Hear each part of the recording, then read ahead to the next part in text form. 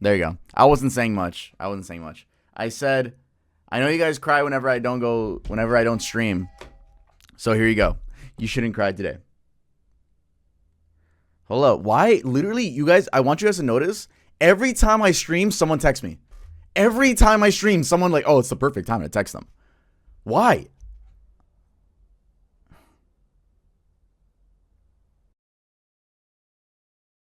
And it's always like important shit too.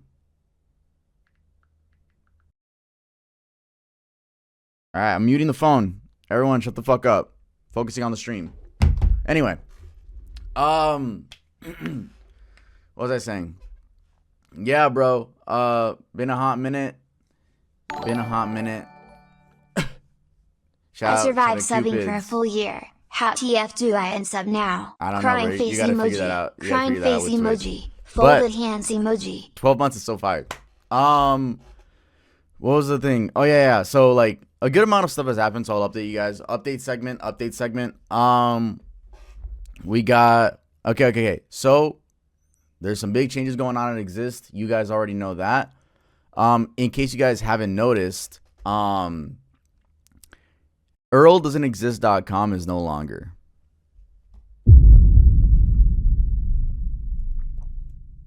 What? Now you're probably like, what the fuck are you talking about, Tub? I just visited the site today. Well, first of all, you wouldn't say that because no one is. It's not like a checkup site. Let me see. I remember what I always forget to change before I stream, and that's my resolution of my display. Quickly do that. Thank God Windows 11 this is easy.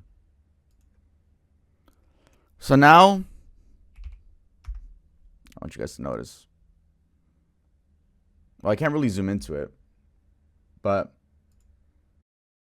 right here where the chat is, it now is idon'texist.org. All right.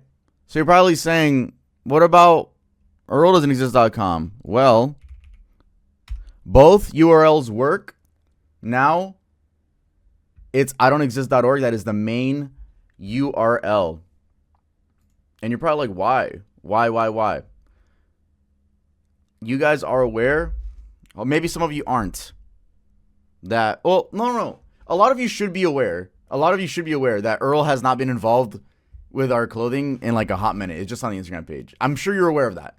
Like every single drop, like do you see Mr. Big Nose here? Like you don't. Yeah, and it's been like that for 2 years.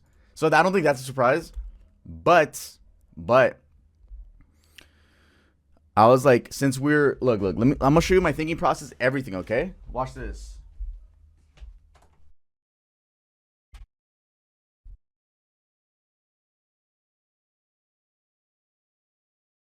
All right.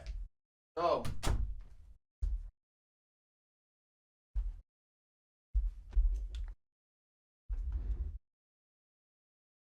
since I have stickers, or like I made stickers and business cards, simple stickers, do not follow at Earl Doesn't Exist. And you're probably saying, why did it say not to? Because you know people do the opposite, so they're gonna check it out. And then this one's really funny. Hey, I just found a $20 bill. Psych, you found this for a reason. At Earl Doesn't Exist.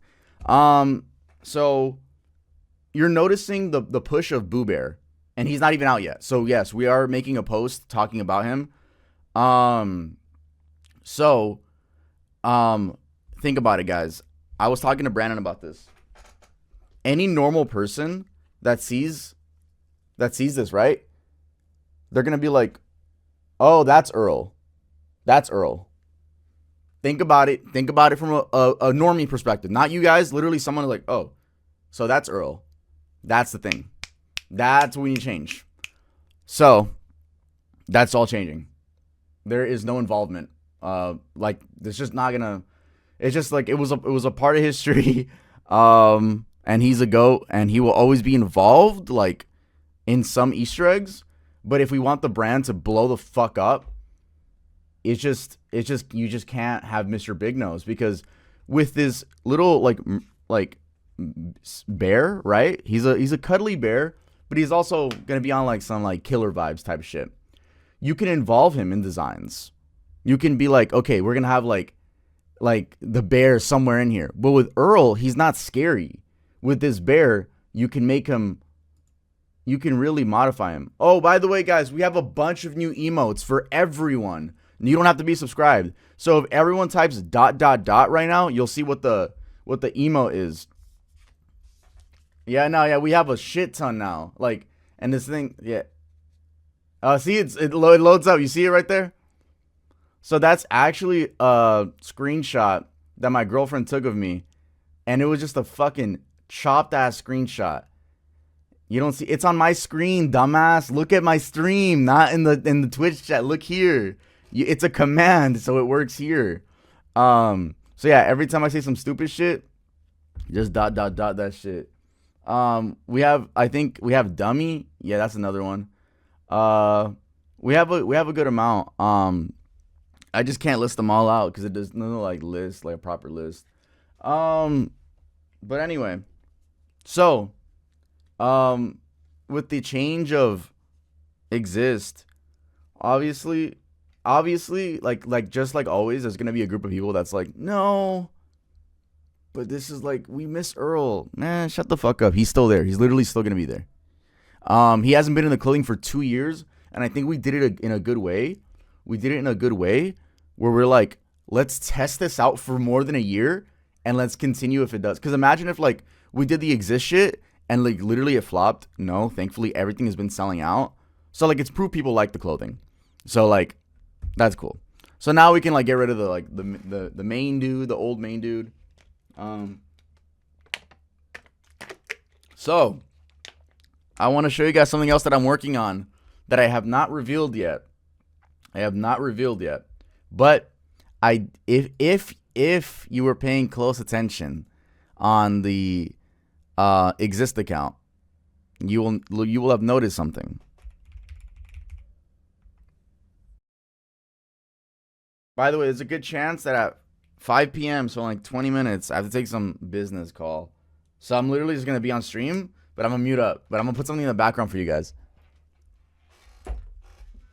Like, my instinct is originally, like, don't mix it. But, like, dude, I want to stream so bad. And I have to go to the gym after this. Like, no. We're back. It's a Monday. The grind is back, guys. The grind is back. So, here. This is a little funny skit we made. Brandon and I went to Fashion District in downtown Los Angeles. Our latest exist sellout, we were able to fund our first ever retail store here in Fashion District in LA. I am so proud of what we were able to do with this money. Let's check it out.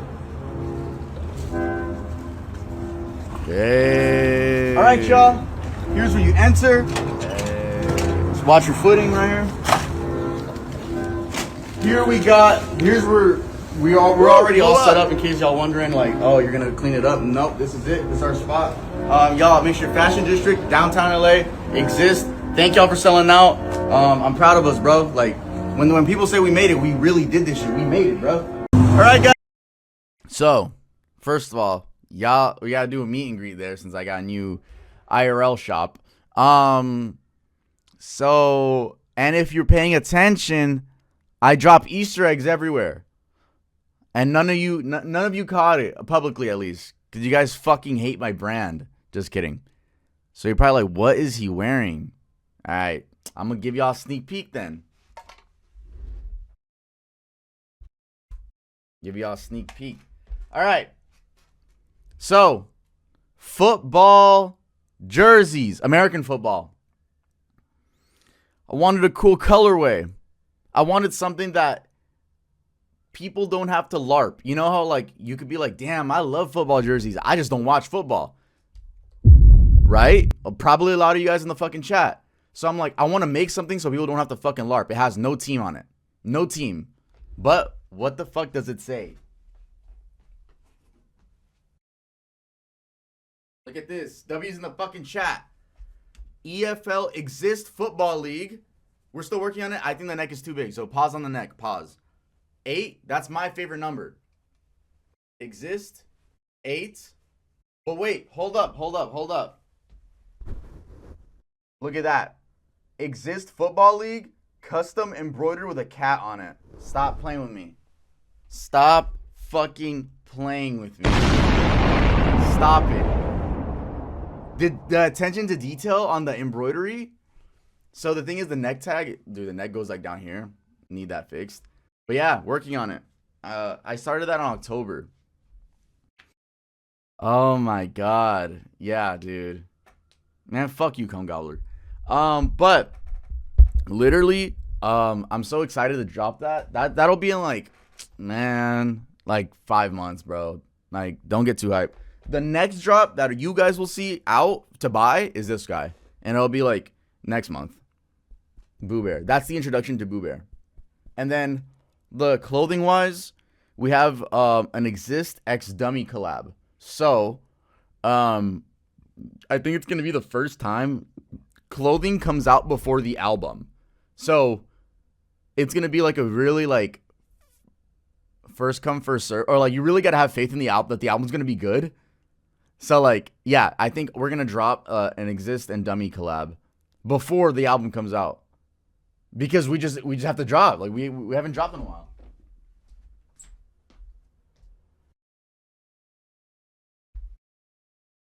But yeah, oh yeah, also.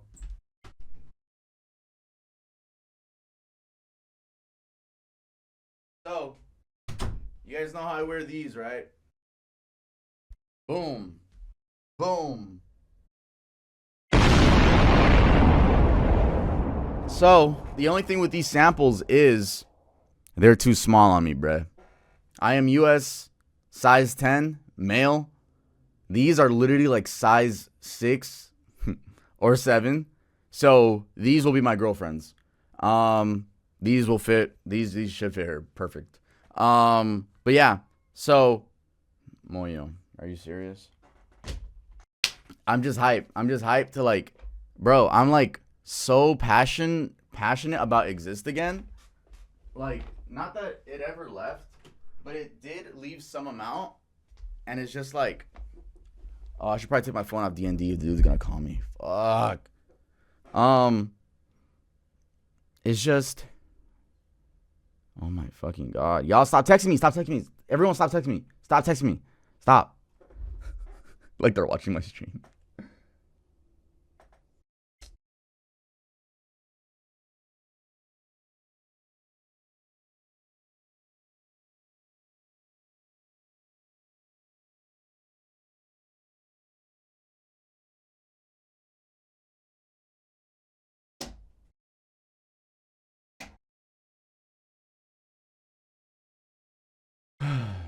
Yeah, let him entertain you guys. Anyway. So, enough with the Exist talk. Fucking, he's sharpening his nails. What was I gonna say? Hi, Moyo. Hi. Yeah, so hopefully you guys are all aware. Today's IG and Twitch got hacked. Nah, I didn't see that. You guys are aware now. Hopefully we don't get. I already know it's because it always happens, like where we change something. Every time, even if you guys remember, when I revealed on Instagram that I was changing my profile picture from Earl to the rabbit. Do you guys remember that? Well, whatever. I posted on Instagram, top comments are literally like, lol, he wants to be Corp's husband now. It was all hate. I'm not joking. I fucking remember. If anyone remembers, it was me. People did not like me changing that shit. And it's like, fuck you. Like, why can't I have a fucking identity other than my clothing brand? But, yeah, so, and now I have, now we're able to make plushies right here out of that character. And then here's the other character. So like, it's always, they don't understand. They don't get it. It's always, it gives me like, you guys love the word LARP. It's a new buzzword, but it gives me that energy. Like, you guys weren't there when Earl was his logo. Man, fuck you. Don't nobody give a shit. Fuck you. The fuck? Like that shit's like annoying, bro. Like, shut the fuck up. Let your favorite influencer grow. Let your favorite influencer just keep going in his career, and like, shut the fuck up. Like, that's just actually annoying. That's just actually annoying.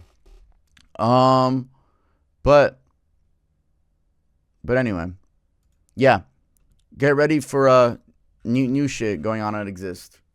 That's just gonna be happy.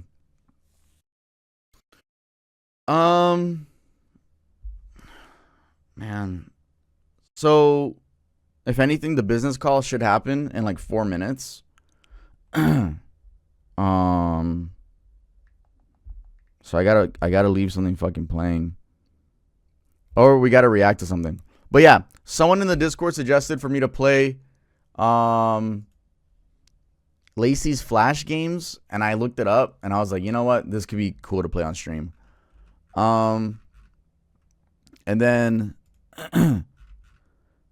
my friend, I can't do the Omegle shit, because I don't know if you've seen, there's a clip of Bruce going on Omegle, and then Omegle, in case you guys are wondering, Omegle, but it rates your looks max, it rates your face, and you guys compete. That's it. So you're competing with another guy's face cam.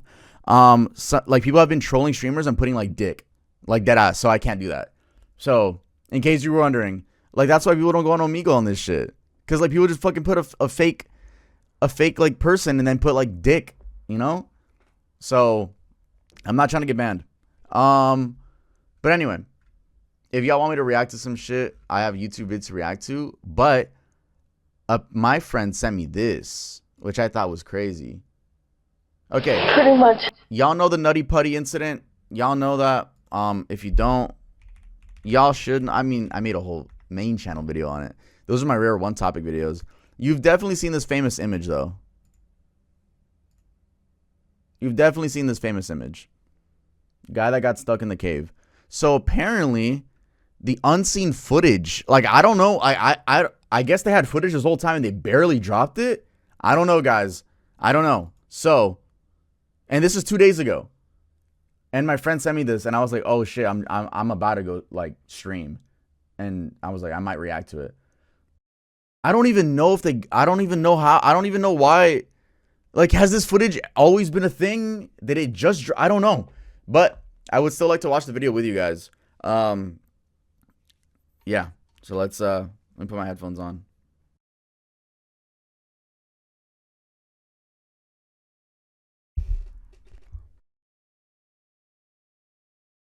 Hope your Monday's good, guys. It's the start of the week, so hopefully the rest of the week is good too. Dude, wait, hold up. It's about to be 1 minute till I'm supposed to get that business call. Hold up. What do you guys want to watch in the background? But not that one, because I'm gonna watch it with you guys. What's a cool thing to put in the background? Like, the call will be like 10 to 20 minutes. I actually think it'll be like 10. What do you guys want to watch in the background? I'm gonna be muted up. You're not gonna hear my fucking business call. Oh yeah, if you're wondering what, I'll tell you after. I'll tell you after what it's about, because it's pretty cool. Magic School Bus? I'm not even gonna look at the fucking chat.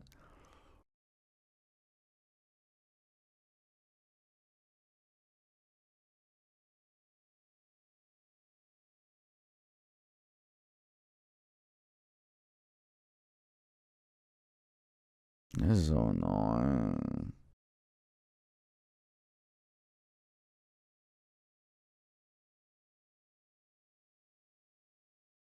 It's 5. It's 5. It's 5.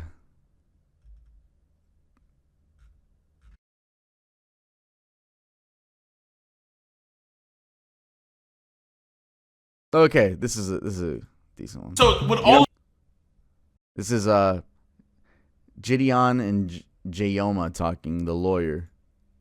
this evidence stacking against David, there's no way you're gonna try to get the best plea deal for him.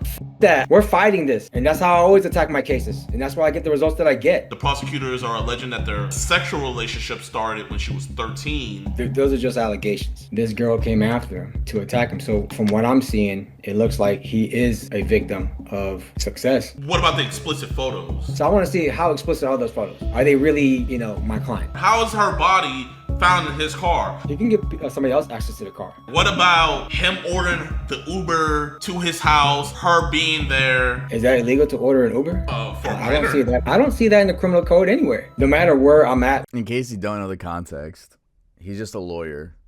And then I'm pretty sure Gideon was like, how would you defend David if you were given this case? Because that's your job. a lot of people are just a lot of people just think like, no, why is he doing this? Like, why is he just defending David for no reason, bro? And he's not. He's like, I'm pretty sure that's why Gideon got him on the call. So this is what he's saying, how lawyers would defend him. With my client's cases, even if you're found guilty, What's there's up, still ways Queso? out of it. So y'all, I'm gonna show you guys how good a defense lawyer Jayoma is before we interview him. Jayoma. And why am I the best lawyer? I mean, you gave me probation on my criminal case. All right. And what were you charged with? Aggravated assault, deadly weapon. And how much prison time are you looking at? 20 years. Okay. And did this case go to trial? Yes, it did. And during that trial, did the prosecutor show a video of you shooting somebody 3 times? Yep, it did. Shot him 2 times in the stomach, 1 in the arm. The prosecutor had a video of this man shooting somebody 3 times. Not eyewitness testimony. They had a video of him doing this. Now listen to the rest. And were you found guilty on this case? Yes. All right. And now during the punishment phase of your case, did I remain fighting for you? Yes, it did. All right. And while I was fighting for you, how much time was the prosecutor asking this jury to give you? 20. All right. 20 years. 20 years in prison, right? Yep. And after my arguments, what was the result of me convincing that jury to give you as a punishment? Probation. All right. And are you happy with the results? Yeah. All right. And just to put it together, you got probation for shooting somebody 3 times on camera, right? Yes, sir. All right. And is there anything else you want to add?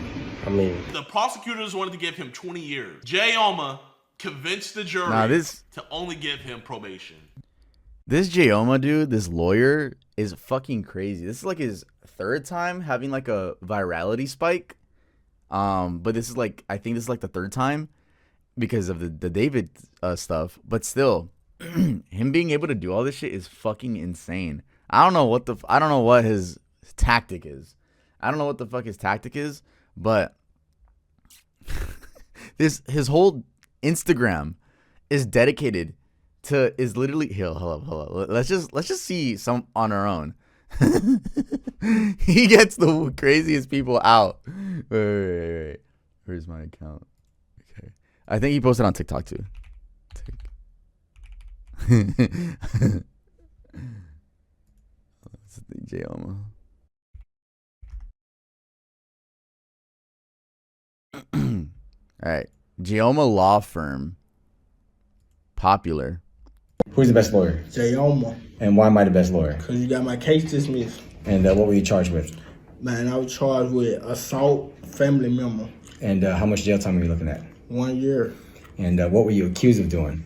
Man, for biting a girl, punching her, Wait, what did he say? What a girl? biting a girl, punching Biting her? biting a girl, punching her, threatening to kill her, and putting a gun on her. All right. And are you happy with the results? Hell yeah. And is there anything else you want to add? Man, I thought I wasn't going to be able to get out of this, man. This man, he's the man. Y'all need to trust him. Why the fuck? Threatening Hold the fuck up.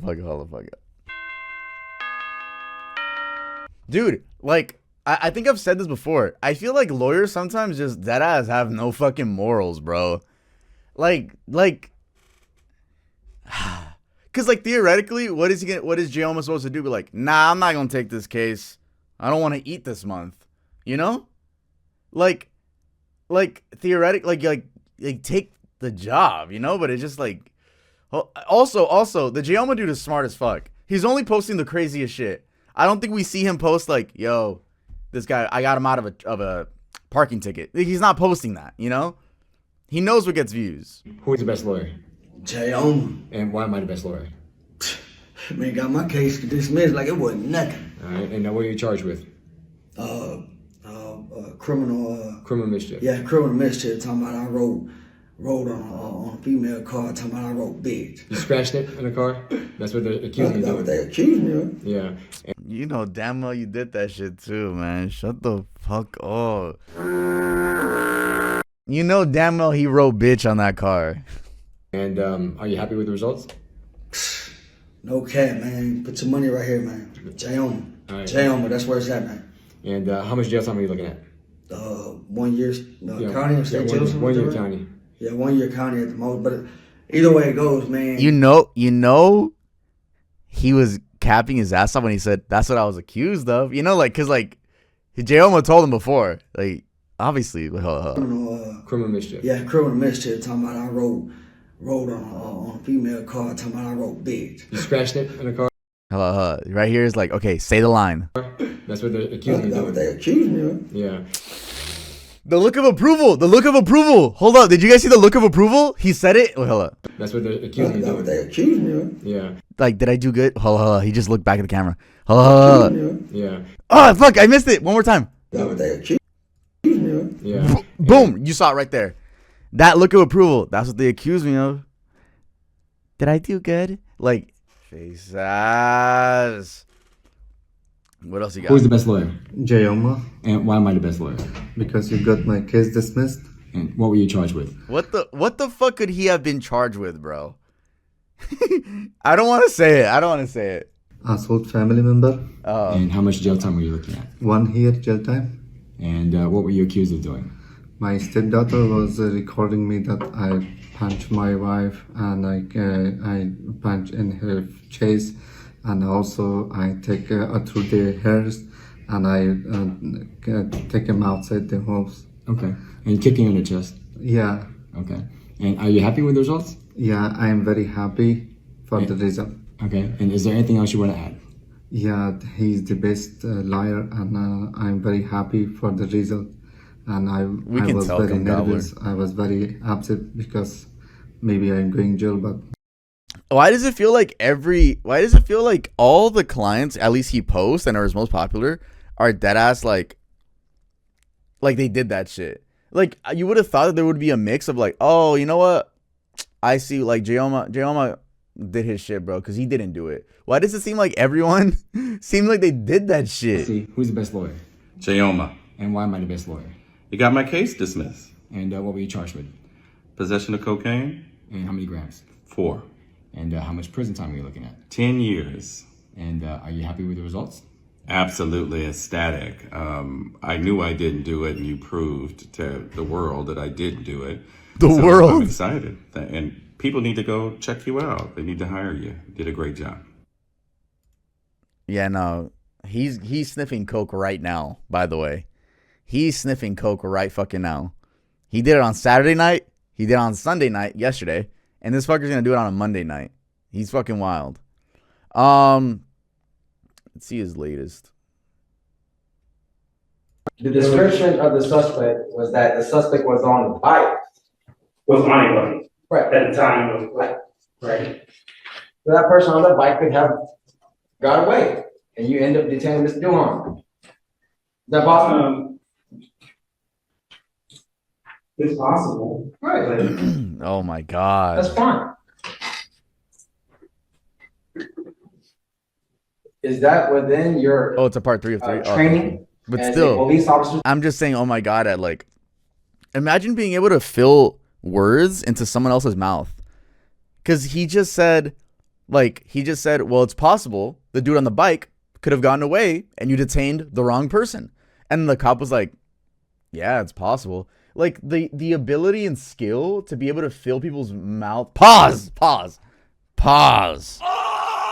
To be able to put words into people's mouths. That is crazy. That's actually fucking crazy, bro. Dude.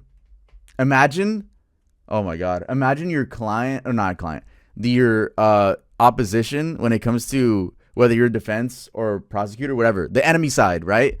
They have Jayoma on their team. Yo. Top tier manipulator. Literally. Going from 20 Okay, so now you have some context as to who Jayoma is. years to probation on camera. Y'all know how crazy that is? And the crazy thing about it was not self-defense. Nope, it was not. They had an argument, but it was not self-defense. I asked. It was not. Because if it was self-defense, he would have been found guilty. Wait, what do you mean you asked? And I know everybody in the chat saying that's weird. Like, y'all, I had your guys' same opinion. I was like, bro, defense lawyers are the biggest scumbags on the earth and stuff. But when I had 6 months over my head, I realized, like, you hate lawyers until you need one. I pray that none of y'all are in a situation where you ever need a defense lawyer. But if you do find yourself in a position where you need a defense lawyer, you're going to try to get the best one you can ever get to fight for you. And just so you guys don't think I'm lying. Who's your favorite lawyer? Jayoma. And why am I a favorite lawyer? You got my case on the path to getting dismissed. All right, and what were you charged with? I was charged with allegedly videotaping a grand jury proceeding and posting it on my YouTube channel, and the video getting 4 million views, allegedly. And it was contempt, right? And I got contempt of court. Yeah. How do you get out of that? Because you know it happened. He fucking posts everything on his channel, we're assuming. What the fuck? How do you get him out of that? Yeah, allegedly. Allegedly. For recording. How do you get out of allegedly recording something if the recording exists? How do you get out of that? Wouldn't the jury see that and be like, oh, well, it exists and you did do it? How do you even, do you just delete everything before, wait, what? And so how much jail time are you looking at? I was looking at up to 6 months.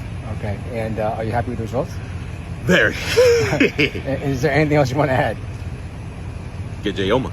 Right. And like, that's my paperwork. I don't have to say allegedly anymore. I did record it. Oh my fucking god. Bro, I fucking knew it. No, I mean, obviously. Bro. And you know Gideon is not the only person that this, I mean, Jayoma's whole TikTok is dedicated to showing off that he gets these people, their cases dismissed or like lowered at least.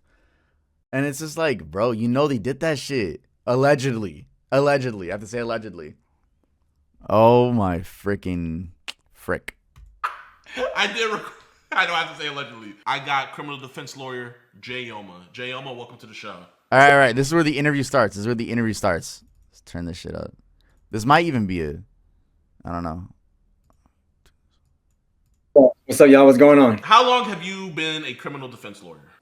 Probably about 8 years, 7 years right now. And have you been following the David case? A little bit. I actually saw a little bit of it last night. There's more evidence that I believe that they're finding on his phone. It's one of those investigations that keep going and you let it happen. Right. And then that's when I step in and start doing my work. He has the criminal defense lawyer, Blair, but she represented Harvey Weinstein during his case and everything. My question is, with the evidence that the prosecutors have against him, where they have sexual messages and sexual photos exchanged between the two, which would obviously be CSAM. They also have against him being the last person to be in contact because she was Ubered from her home over to him, and then after that, she was not seen alive. They also see in his transactions where he bought 2 chainsaws, an incinerator, bought shovels, and he also bought a blue inflatable pool where the fragment from the inflatable pool that he purchased also matches on her body. They also have other CSAM. They said they found a significant amount of CSAM on his phone. All of these things stacking up against David. How do you possibly think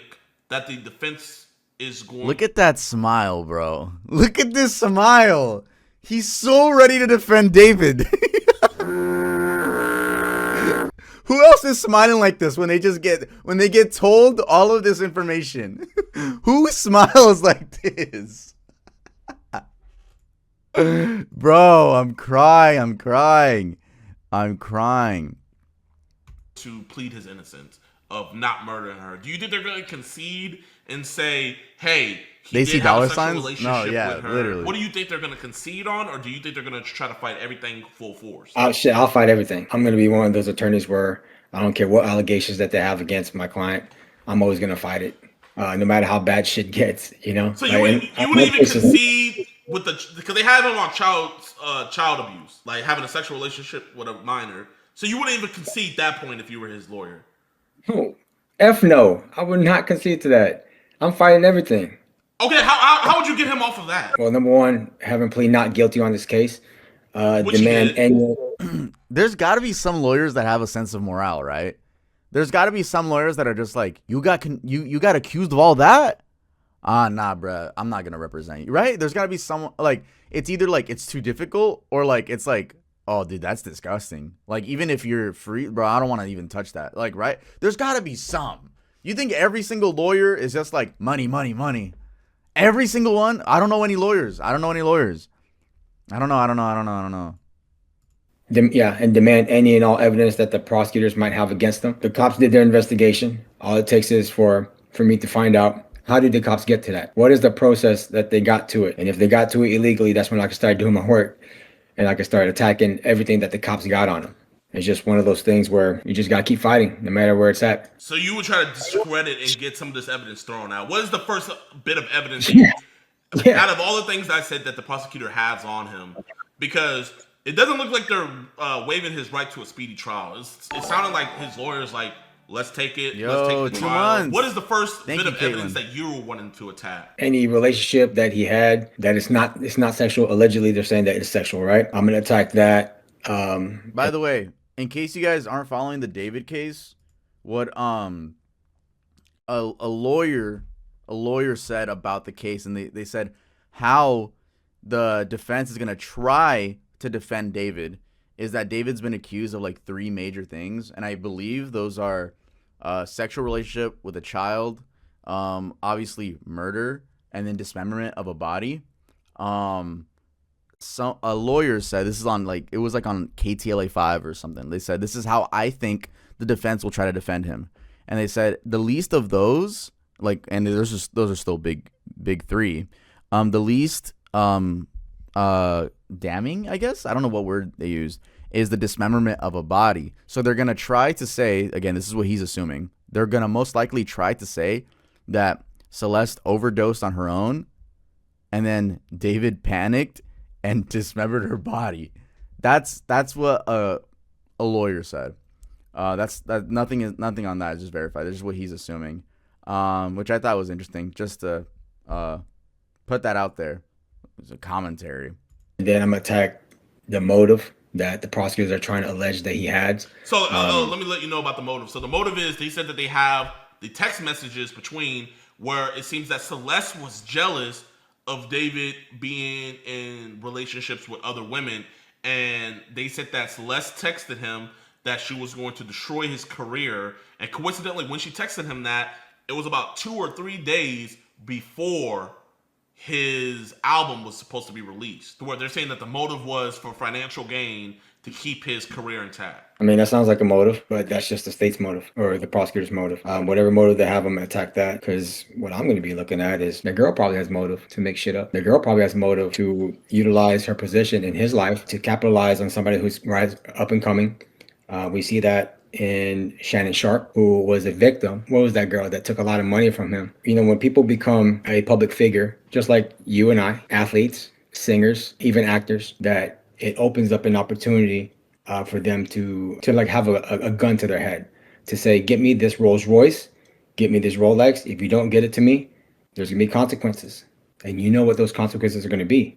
And so anybody can be put in that position, even you. And it's unfortunate that right, I believe David has to go through this. I don't know how long it's gonna be though. At this point in his career, because he's up and coming. I do like some of his songs, but it's an opportunity, and when people do have an opportunity, they often get taken advantage of. So my job as a criminal defense attorney is to point that out, right? That, you know, my client's the victim. So you think his defense is gonna try to paint the picture of David being the victim of the situation, with him having the fame and status? You think that I've never seen someone smile so much when they're getting told David being the victim of the situation, with him like, why does the smile form as the sentence continues? Why not just be like straight faced while you're receiving all this information? And the fame and status, you think that's the route, or that's the route you would take if he was your client? I have to speak to him. So whenever I do my consultations with my clients, my strategies change based on that, and it's based on reality as well. So right now, me and you, we don't know, because we haven't spoken to David. If I spoke to David, you know, and he contacted me, then maybe it'll be a different story, right? From what I'm seeing, it looks like he is a victim of success. People came after him, and possibly, quite possibly, this girl came after him to attack him. So I don't know what's going on with the, what happens in real life. All I can see is the allegations, just like how you can see the allegations, and they sound bad. And a lot of my clients' cases, the allegations are very, very bad. And you know the type of cases I'm talking about, right? Yeah, you mean I just showed my chat that you got a dude who shot somebody 3 times on camera. They caught him on camera, and you didn't. So happy about it. He's so happy. You didn't even use self-defense, did you? You have to have been there. I post my trials like on my feed, on my story. You got like, someone that shot somebody 3 times off with just probation when the state was trying to give him 20 years. And I didn't add on my video that he's gonna get out on probation in 5 years. 5 years for shooting somebody on camera. And he even looked at the camera the camera's right here. He went ahead and went and looked right at the camera. After he shot the dude. Yeah. And I got that shit to be probation. He'll be out. He'll be done with probation in 5 years when he contacts me. No matter where I'm at with my clients' cases, even if you're found guilty, there's still ways out of it. And so I'm always gonna fight no matter how bad shit gets. And right now, in regards to David, shit's looking bad. Okay? And it's always gonna look bad in the beginning. But I'm always gonna be there to try to fight and show like the truth, which is he's a victim here. Okay, you're gonna try to paint it as him being the victim. Let's say I get that's his job. I get it. But it's just weird hearing a human say that sentence, that David's the victim. Like, that is a weird sentence to say and hear. I get it though. I mean, obviously when the trial, the real trial does happen, that is what they're gonna say. So everyone be prepared for that. Like that is what is going to happen. What you think his defense team is just gonna be like, oh, he did it? No, they're not. They're gonna actually fight. So this is the warning for get ready to, because everyone's gonna follow that trial. If it's public, it'll probably be public, right? What defines a case when it's public and not? Like how the whole Johnny Depp and Amber Heard trial was public. Like why? What makes it public and not? Or are they always public and just that it's not famous people? I don't know. Let's go with that. How are you going to convince a jury that a man who is sending explicit photos of himself and receiving explicit photos, because Celeste isn't the only minor. He was also talking to other minors who have started to come forward. So how are you going to spin this as him? I didn't know that. Being the victim of all these minors coming to him and him not wanting any part of this. Well, I'm not going to spin anything. What I'm going to do is show the truth, okay? And that truth is that no matter what age anybody is susceptible, or anybody can be an aggressor, right? You can be 9 years old, and if you find out there's a lick out there that you can take advantage of and you can get free stuff out of him and you can threaten him, then you do it. And it's a normal thing that humans do. Whenever they see an opportunity, they can see it. And there is an opportunity when it comes to David. Shit, I don't even know David personally, and I can see David, as a walking lick right now. He has YouTube videos, he has music, he obviously has money. Anybody. I get what he's trying to say. Jesus Christ, though. Oh my God, bro. Oh, hell. In that position would say, you know what? Let's do something to this guy. Let's make some shit up so we can get what we want. What about him ordering the Uber to his house, her being there, all of that? What's the play there? Is that illegal to order an Uber? He uses words very intentionally. It's kind of no. Of course he does, bro. It's just literally like in there. It makes sense. All of that. What's the play there? Is that illegal to order an Uber for somebody? I don't see that. It's illegal to like order an Uber for a child? I don't see that in the criminal code anywhere.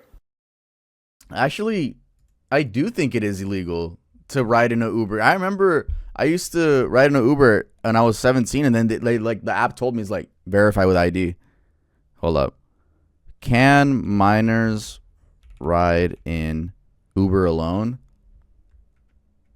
Oh, they made Uber for teen account. I don't think that was a thing, but damn, I'm old. Yeah, I'm old head. I'm an old head. Yes, minors aged 13 to 17 can ride alone using dedicated Uber for Teens accounts. Do you think she had an Uber for Teen account? I don't know. Damn, when was that introduced? Am I that fucking old? What the fuck? Uber for teens, when did it come out? Yeah, it came out. Uber for Teens officially launched in the US and Canadian cities May 22nd of 2023. I was already 21, bro. I was not going to know that. Wow. Damn. Hold up. My shit glitched out. Yo, teenagers in the chat. Y'all be in Ubers alone? Do you guys... Is this like a normal thing? Do you guys use Uber for Teens and just travel alone? Like, let me know. Because what the fuck? Obviously, like I said, like I was trying to use an Uber when I was 17, but it didn't let me. Hell no. Yes. No, I'm scared. Nah, I take taxi. We don't have it in the UK. My friend uses Uber, but she's 19. Yeah. That's an adult though. Anyway. I don't see that. I've never seen that was illegal for anybody to do that. Like, so I don't see how that can be criminal in itself. I order Ubers for my cousins to go get picked up, to be dropped off. You know what I'm saying? Like, you know what I'm saying? I have family members. Like, just because he did that does not necessarily mean. Okay, so she threatened him. He orders the Uber, and now after that Uber, she's never seen again, and she's found in his Tesla. So what is the play? So what happened? Hey, what state was this in? California. I've seen this clip. In LA? Yeah. You know, LA is a dangerous place. It is dangerous. It is. It is. Look, ladies and gentlemen, Los Angeles is a dangerous place. There's gangs everywhere. There's people to extort you everywhere. Her body or whatever has happened to her could have been done by somebody else other than David himself. It's just that because of the relationship, the friendship that they have, everybody's honing in on it. It's unfortunate for David. Anything could have happened to her. There are random people who get, pulled up on any day in LA, even if you're a girl. So what about the blue? So the prosecutors are saying that there wasn't going to be a mess. David put her body in a blue inflatable pool to keep all the blood in there. And the fragments from the blue inflatable... I don't know how to say your name. Lollipop 13. Welcome to Sub Gang. Thank you for the sub. Pool that David bought matched the fragments found on her body. That could be anybody. Because think about it. Not only is David a potential victim for any of the young girls, but he could be a potential victim for anybody ancillary to that, right? So say, for example, he disrespected an up-and-coming rapper. They're going to want to put this murder on him, right? So let the prosecutors attack him instead of them attacking him personally. Because if you think about it, that is actually a good strategy. If I want to get after David because he disrespected me, because he didn't buy me my soda, or he didn't get me a cheeseburger that I asked for, or he just looked at me wrong, or he said my song sucks because I sang for him, I'm going to say, all right, I'm going to get this dude. I'm going to put his DNA. I'm going to set some shit up. I'm going to get that dead body. Who are you? Who's your enemy, bro? Fucking Dr. Hulk? I'm going to get his DNA. I'm going to put it in the pool, whatever he's about to say. Like, theoretically, who's your enemy at that point? Playing on him. So then therefore they can put all this guy is a terrible lawyer. Dude, I feel like, do you guys think we're watching like a TikTokification of a lawyer where everyone like thinks like is hyping him up? But like in reality, if this were to go to like the state, like they would be like, this is ass evidence, bro. I don't know. Cause he does seem like the scenario king. He is like the scenario king. Well, actually, to be fair, he's not in the case. That's why he's making up scenarios. I don't know. State's power, all the prosecutor's power into trying to put him away. It's like you're getting somebody else to do your dirty work for you. And that's a good possibility that could have happened to David. So that's what I think that could be a possibility for David as well. You know what I mean? Like, no, it could be anybody. No, like so he orders the Uber and then she allegedly. It's from his account. Allegedly, it's from his account. I can get your account. Give me your phone. I can do something to it. You know what I mean? Just because it's on your phone doesn't mean you're the one who did it. Okay. The Uber is sent, it picks her up, it takes her over there, and then also, so how did they get access to his car? How is her body found in his car? And then they also have video evidence of him being the last person to leave the car before it was impounded. So he didn't smell her in there? You can give somebody else access to the car. Just because it's your car doesn't mean like you're the only one who has sole access to it. Anybody can, and any other criminal can have access to your car as well. See, that part actually is true. That part actually is true. Because I'm sure there was something about, there's some sus friend that David has that was supposedly, allegedly helping him out. So I wouldn't doubt that like that dude was also driving the car and shit, moving it around. There's people that you know who you get permission to use your car. And there's people that you don't know who gain access to. There is no way David beats this case, bro. There is no way. There's no fucking way that David beats this case. If, look, theoretically, let's say, David in like 2029, the trial just ends. And you see the headline, David found not guilty on all charges. You know damn well if that happens, he is a fucking target, like in the public eye, you know? Like, I feel like there was just too much interaction with a child, public, like the images and like the text, like too much interaction. And the stream as well is like, where it's just like, nah, something is suspicious as fuck, you know? Like, there's no way, like theoretically he gets out free. Something allegedly could happen to him in the public eye, like in Los Angeles or anywhere, because people don't fucking like him. Yeah, right. The 40 terabytes. I wonder if Gideon brings that up. But still, like, there's no, like, your reputation is fucked. Your reputation is fucked now. So. Cars. There are very, very skilled people who can break into cars. If one was so inclined to do so, they could set David up for this. It just depends on how far somebody's willing to go. The investigation seemed a little bit too incomplete because of just the He wasn't indicted, so I will say, he wasn't indicted the normal way he usually. There's no way he gets away from it free, though, because what I saw is that there was, like, apparently, like, CSAM with him in it, you know? I'm assuming he probably recorded himself, like, fucking Celeste. That's what I'm assuming, because if he's in the video, or maybe, I don't know, but, like, how do you get away from that, you know? If that is confirmed. Usually would be where, grand jury and stuff. It had to be where the police, it looked like the police station did go rogue, and they arrested him and forced the district attorney's hands to press charges, because they were either you get this bad press of letting him go after the weekend's over, or you go on and press charges. What do you think about that situation? Well, sometimes when it comes to famous people, all the eyes are on the district attorney's office or on the United States Attorney's Office, the Department of Justice, because they're trying to see what they're going to do. So it's like every time there's a crime, especially when it's heightened, it's like all eyes on that office, right? How fast are you going to work? How immediate are you going to work on this case? And sometimes it forces them to jump the gun. When I say them, I mean investigators, detectives, to say, well, this is him. It has to be him. And they literally exclude any and all investigations outside of David. And so because of that, it can be an incomplete investigation.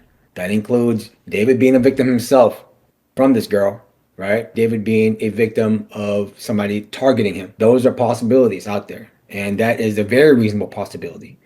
But it's just, I feel like sometimes investigations move too fast. And when they move too fast, people can go to prison for a long time for something they did not do just because of the fame. David is no different than you, no different than the people in your chat, no different than any actors, Lil Pump, Aiden Ross, Neon, okay? They're no. Why did he name people associated with Kick.com? Why was that his first, celebrities? Okay, Kick. Why was that his go-to comparison? No different. They could be victims of the criminal justice system. And my job is to try to show their innocence. And what I'm telling you right now in regards to David is that it's quite possible that somebody else, there's another story than what these prosecutors are trying to paint him as. With all this evidence, I know that for a fact that they're going to fight the murder charge tooth and nail, because that's the one where he's going to probably be facing the death penalty. They're talking about bringing it back just specifically for him. So yeah, you wouldn't even concede on any, because I mean, to anybody, I don't see how you can convince a jury that they weren't in a sexual relationship. I mean, she quite literally had his name tattooed on her finger. And coincidentally, that finger is the one that got amputated. Right, but anybody could have that. There are people who have Lil Wayne tatted on their body who have never seen Lil Wayne. Like right now, I know you. I can get your name, Gideon, tatted on my finger right now. Doesn't mean that me and you are having a sexual relationship. Doesn't mean me and you have kissed each other. Doesn't mean me and you have some type of relationship outside of friendship. Yeah, but it just makes it suspicious. I don't know why you're acting like it's not sus. I get it, you're the defense lawyer, but it would still, like, if you present that in a court. No, so imagine if this would be the defense. Imagine a Jayoma V2. Just imagine in your head right now. Boom, Jayoma V2 for prosecution, bro. That would be a lot of information. That is gonna be, I don't know how to say it without sounding like an idiot and being like, oh, that's gonna be entertainment. Like, no. But like, that is gonna be a lot, you know? It could be anything. Or it could just be a fan.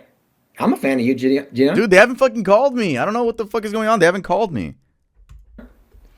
So, what about the explicit photos to go along with all that are sent I between want the to see two? those explicit photos. I want to see, like, as being an attorney, I'll be able to see all that. So I want to see how explicit are those photos. Are they really, you know, my client? Are they really going Wait. explicit photos? What about the explicit photos to go along with all that are sent I between want to the see two? those explicit photos. I want to see, like, as being an attorney, I'll be able to see all that. So I want to see how explicit are those photos. Are they? Oh, I didn't think about the concept of being an attorney and being allowed to look at the CSAM on people's phones because you would have to, you're an attorney. It's not, look. The thing about Jayoma, obviously he's doing his job, but he doesn't have to act so enthusiastically. I think that's why people get a bad feeling about him, because he's so enthusiastic. I think if he was straight faced and be like, yeah, like, oddly enough, I would have to look through it because I have to defend my client. But he's saying it like, I'm looking through that phone. You know, I think that's why people are like, what the fuck? Like, I literally think it's just how he presents himself. I think if he was just very normal, I think he would be like, no, yeah, I get it. But he's just so bored, almost excited, it looks like. They really, you know, my client? Are they really? With all that are sent I between want to the see those two. explicit photos. I want to see, like, as being an attorney, I'll be able to see all that. So I want to see how explicit are those photos. Are they really, you know, my client? Are they really going towards and relevant to the charges that David has? So that's my job. I look at every piece of evidence that the government has, and I look at them like literally like splitting hairs, and I say, where did this come from? How did this arrive? How did you guys get this evidence?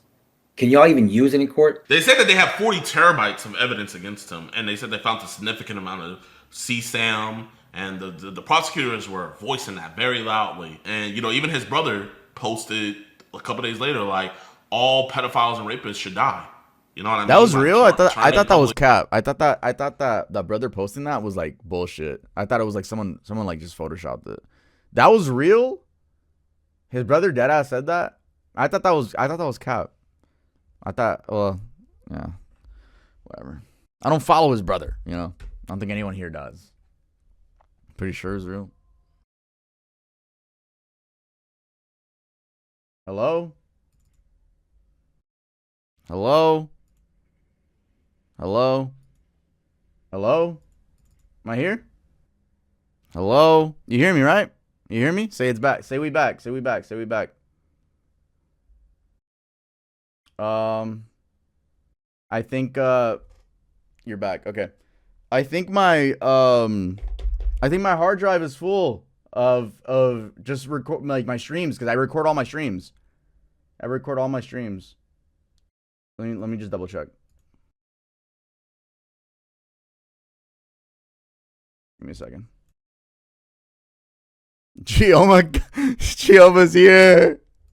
Jayoma's here, guys. All right, I'm gonna click record again. Let's see if it fucks up. It's not even wanting to record. Give me a second. Damn. Did it really fill up like that? Oh, no. Okay. Test. Are we still good? Because it's recording now. We got it. Like I said, I record everything. Let me know if we good. Now. Not again? Give me a second. Damn. Did it really fill up like that? Oh, no. Okay. Test. Are we still good? Because it's recording now. We got it. Like I said, I record everything. What? It restarted the stream completely? It's frozen? Why the fuck did it restart the stream? Oh no, it like pinged everyone. What the fuck? Bro. Oh no, it like pinged everyone. What the fuck? Bro. I think we should be good now. Fuck, man. All right. Not in sync with, like, we good? Okay, we back. And it's recording. I have no fucking clue. I don't know. Dude. Oh, fuck. It's not letting me switch. It's not letting me switch screens. I'm literally trying to switch. I can't like you're stuck on this. I can't put the screen. I might have to just restart my PC. This has not happened.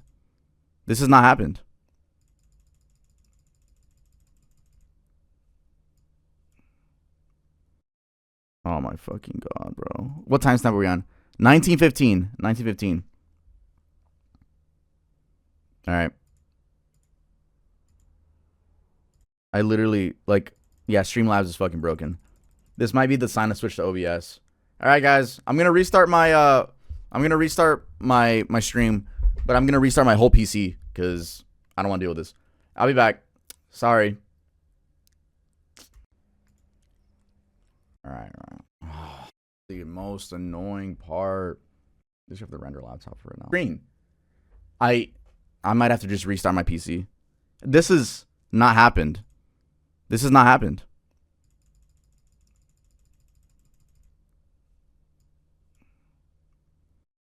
Oh my fucking god, bro. What timestamp are we on?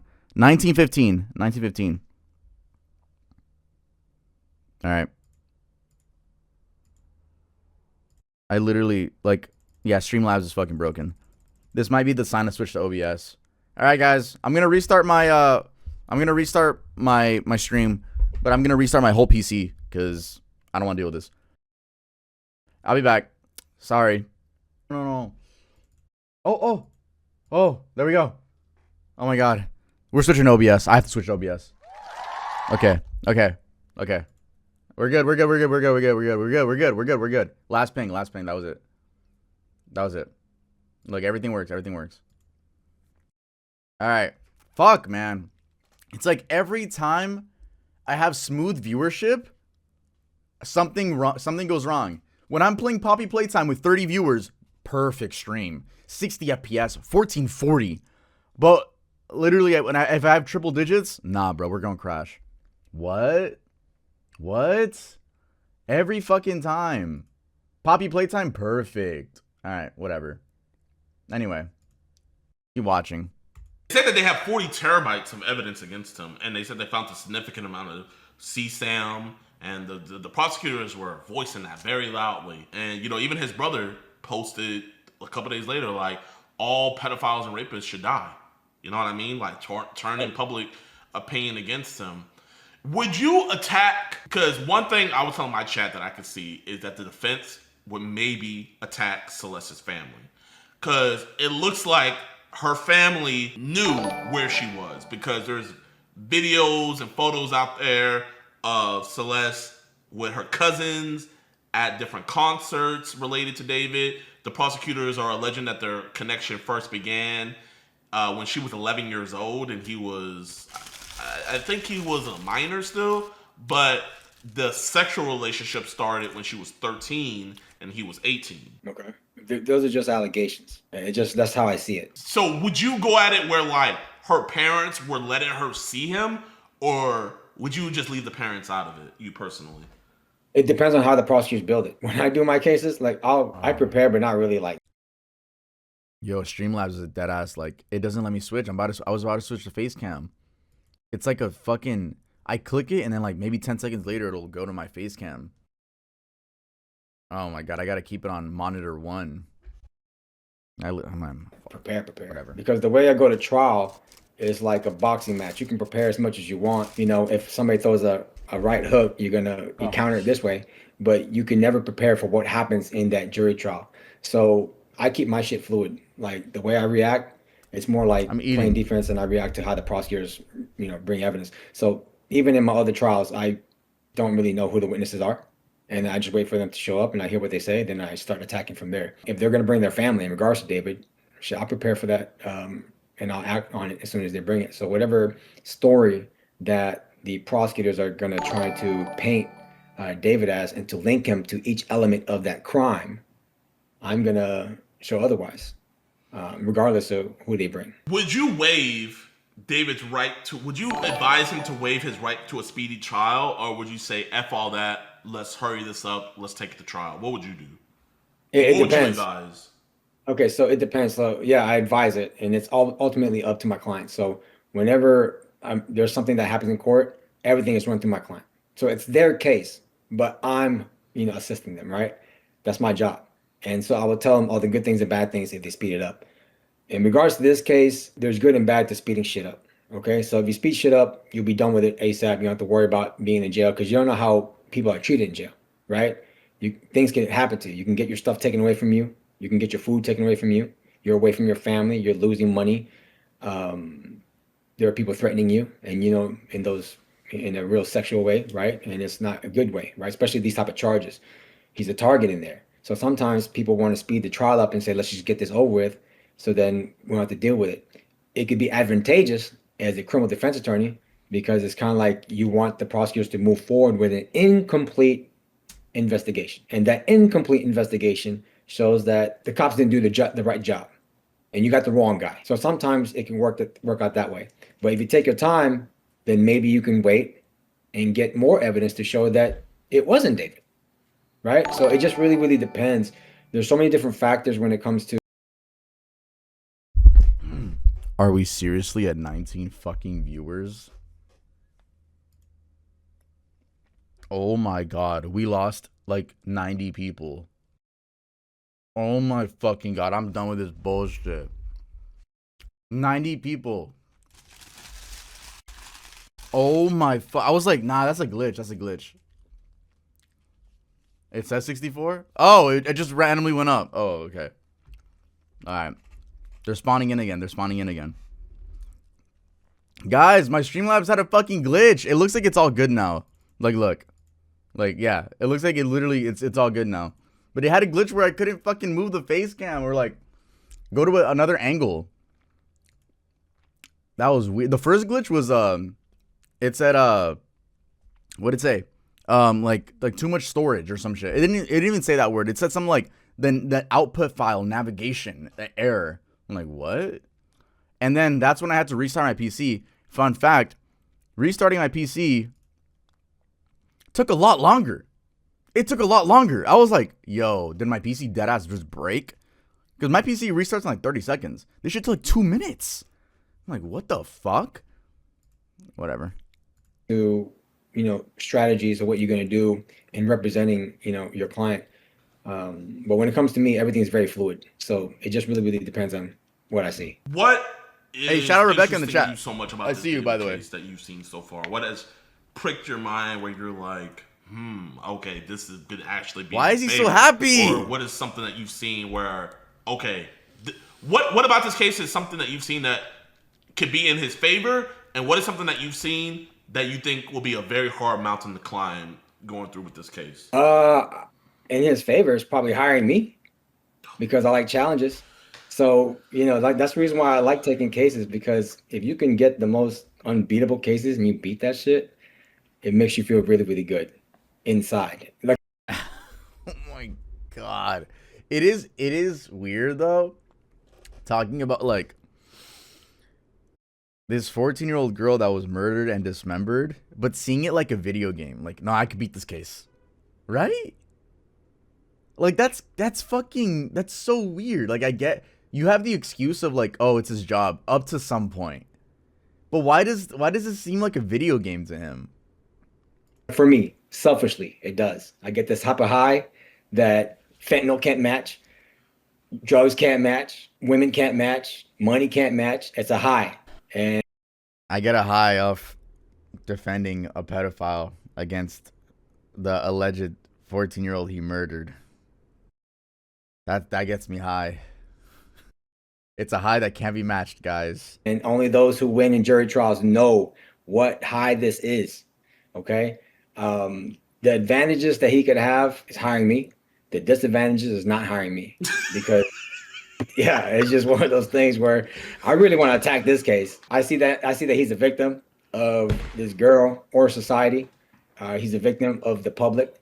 And, you know, I need to do whatever I can to show that he's not this monster that the prosecutors are painting him as. I was listening to the song 3 times this morning. Like, it's a great song. Oh, he's not making it any better at all.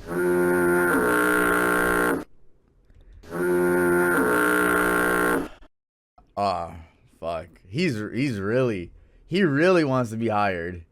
He really wants to be hired. Holy shit. You know, I need to do whatever I can to show that he's not this monster that the prosecutors are painting him as. How do you know? Like, how do you know he's not the... Were you there? Were you there, bro? I was listening to the song 3 times this morning. Like, it's a great song. See, this is just extra. Because he didn't have to say that bullshit. I was listening to the song 3 times this morning. Bro, he's talking about, like, murdering people in his song. It's art. Just like 50 Cent, Jay-Z. It's all art. And I'm a fan of his art. But he's a... All this to just not even get hired. If this fucker gets hired, that would be... I don't even think like the actual like defense team would want like a... Not TikToker. I don't know how to say it. But like some guy that is just... I don't know. They have enough money to hire someone... I don't know how to say better. Better than this dude, you know? Besides you. This seems like he just used this FaceTime as an opportunity to be like, all right, let me show off like why they should hire me. What is an advantage and disadvantage that is in this case that you see? Besides you. The advantage is that it looks like this was done in California, which is a crime, or not California, but LA, right? It's a high crime area. And there's other reasons that caused the death of this girl other than him. That's why I see an advantage of. And she's motivated, you know, to go after him. The other thing, the disadvantages that I see past tense in this case is that he never called me. If he would have called me or his family would have reached out to me, I'll take that case. David, if you're listening, I'll take your case for free. Bro!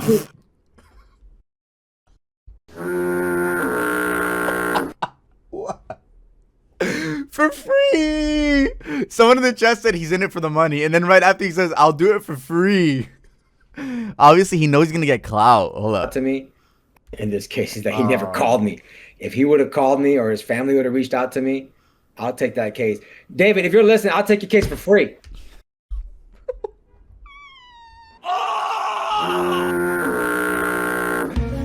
Oh my god.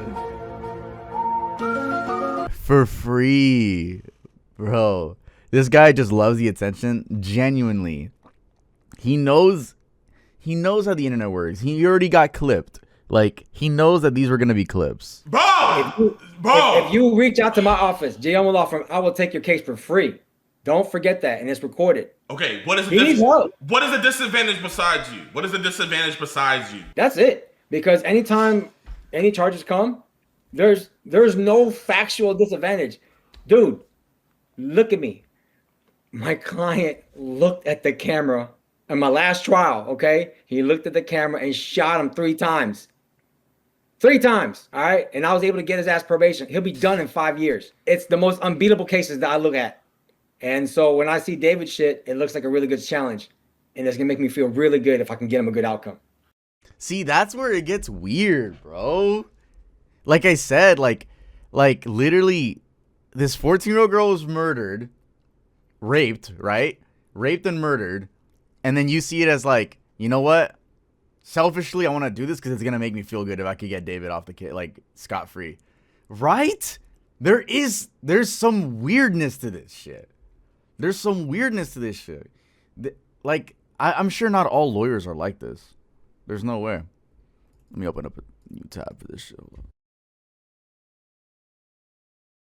What would be a good outcome for you, for David, if you did his case? Dismissal or not guilties. Actually, F that. Not dismissals. Not guilties. Because I want to meet the prosecutor right there at that trial. I want them to see, and I want them to do the whole work. His disrespect. Put all the evidence there. Right. Like, there is a level to this. He's glazing the shit out of David. Nah, right? There's a level to like we get it. You're a lawyer, and I feel like he's like. I would hope that he's playing a fucking character, but I don't think so because this is such a serious job. But who in the chat is talking about, let's go? Who the fuck was that? Let's go. Like, yeah, they're going to free David. Let's go. Who the fuck? Who are these people? And for them to lose. Once that happens, this is like this feeling that you get inside, this rush that will linger for like the next week. I'm chasing that. So, David, if your people are listening, get at me. Okay. Genuinely. Can you give, because you gave one advantage that the defense has, can you give without including yourself, without including the name Jayoma, excluding yourself completely, can you give what is the biggest hurdle of this case that you can see? He's black. That's a big hurdle. No, dude. All right, anybody listening? I'm in trials. Like, do you know the color of your skin? It still poses a threat. It really does. Like, there are people who will find you guilty just by the look of your face. And when they say the look of your face, it don't mean your nose, your lips, your eyes. It's the color of your skin. And that's like a reality that's out there. So would you take this case a racial route? It might be possible to include that because it's something that I would say potential jurors, if they're going to be on your case, that they can't shake off. There are some people who are still mad about slavery being overturned. There's some people who are still mad about interracial dating, right? Nope. There's some people out there who don't like that a black guy is dating a non-black girl, or a black guy is talking to a non-black girl. Wait, but that black guy is successful. That non-black guy, that black guy dating a non-white girl is a minor. I'm talking about somebody before. I'm not talking about the girl who died. I just think it's disrespectful. You don't even say her name, bro. You know her name is Celeste. And the smile, bro.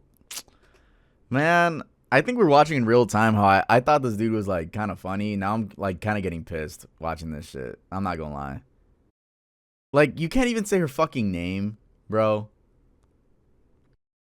It's weird.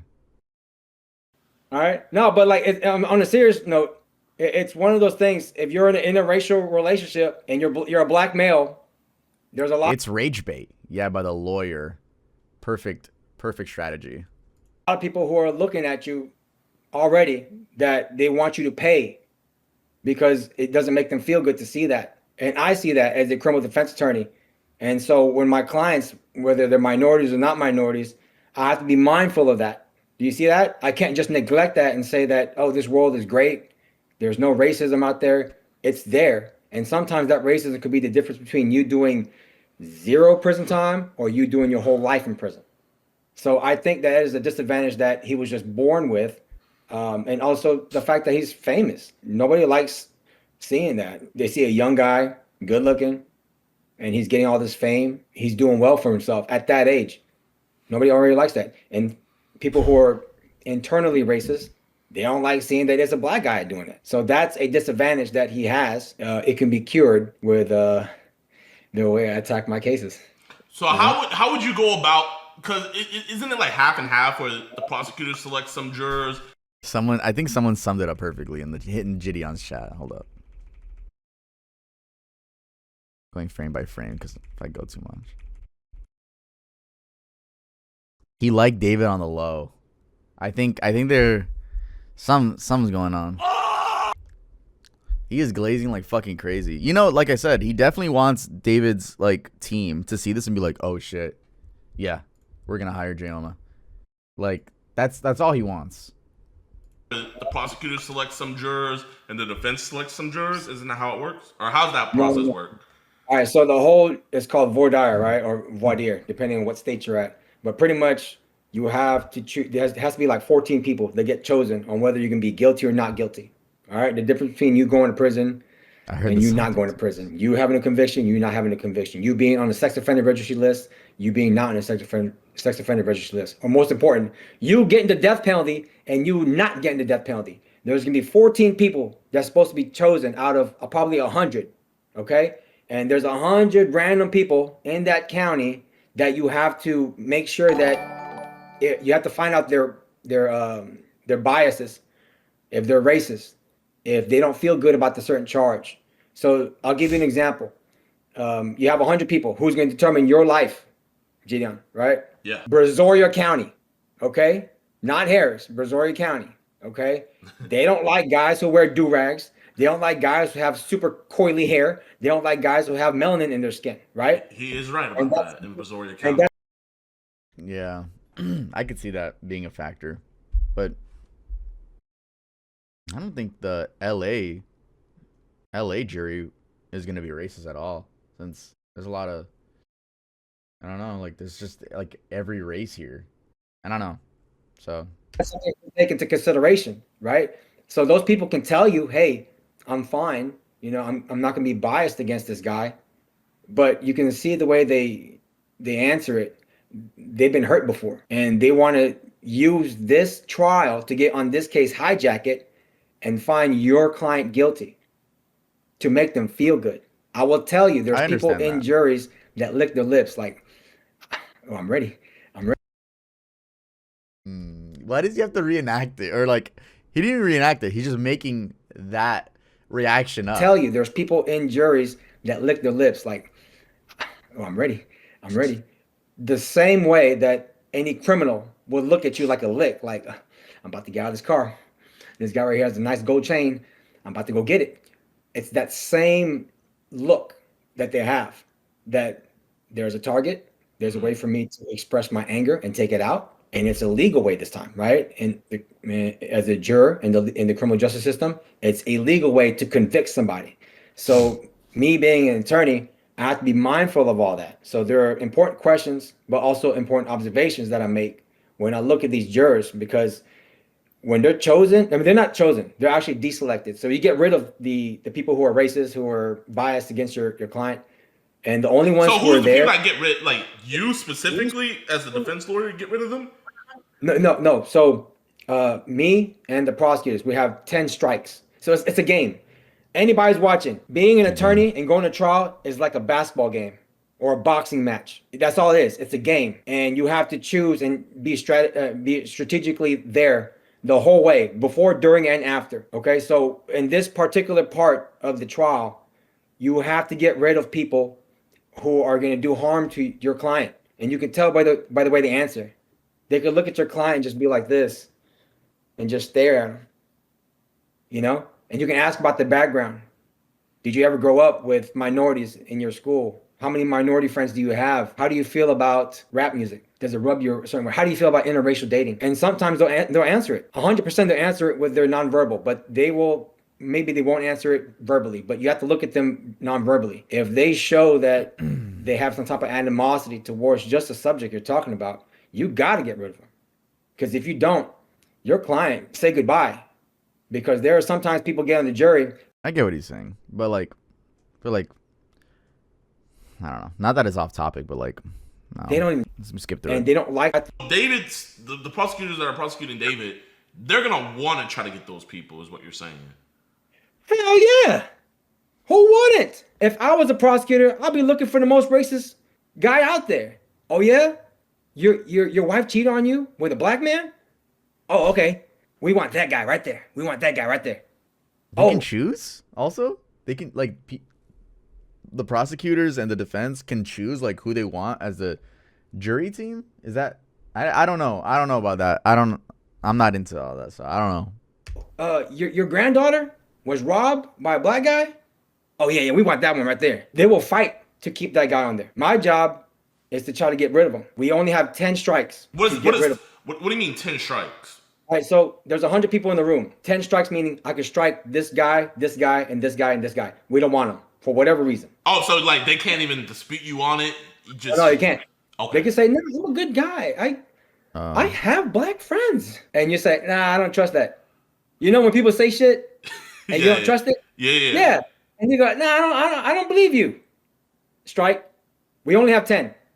And sometimes you have to do the best you can because you go to a county where everybody don't like your guy, don't like the way your guy looks. You got to do the best you can. So after those 10, let's say after those 10, the 11th guy, you're real sketched out about him, but you're out of your 10 strikes. How do you get him off the case? There's different strategies. I'm not going to reveal it because prosecutors are listening. But there's different ways to get rid of them. But all I can say is like you do your best. Whatever comes out in that jury, those 14 people, whatever comes out, you got to show them the evidence. And hopefully they listen.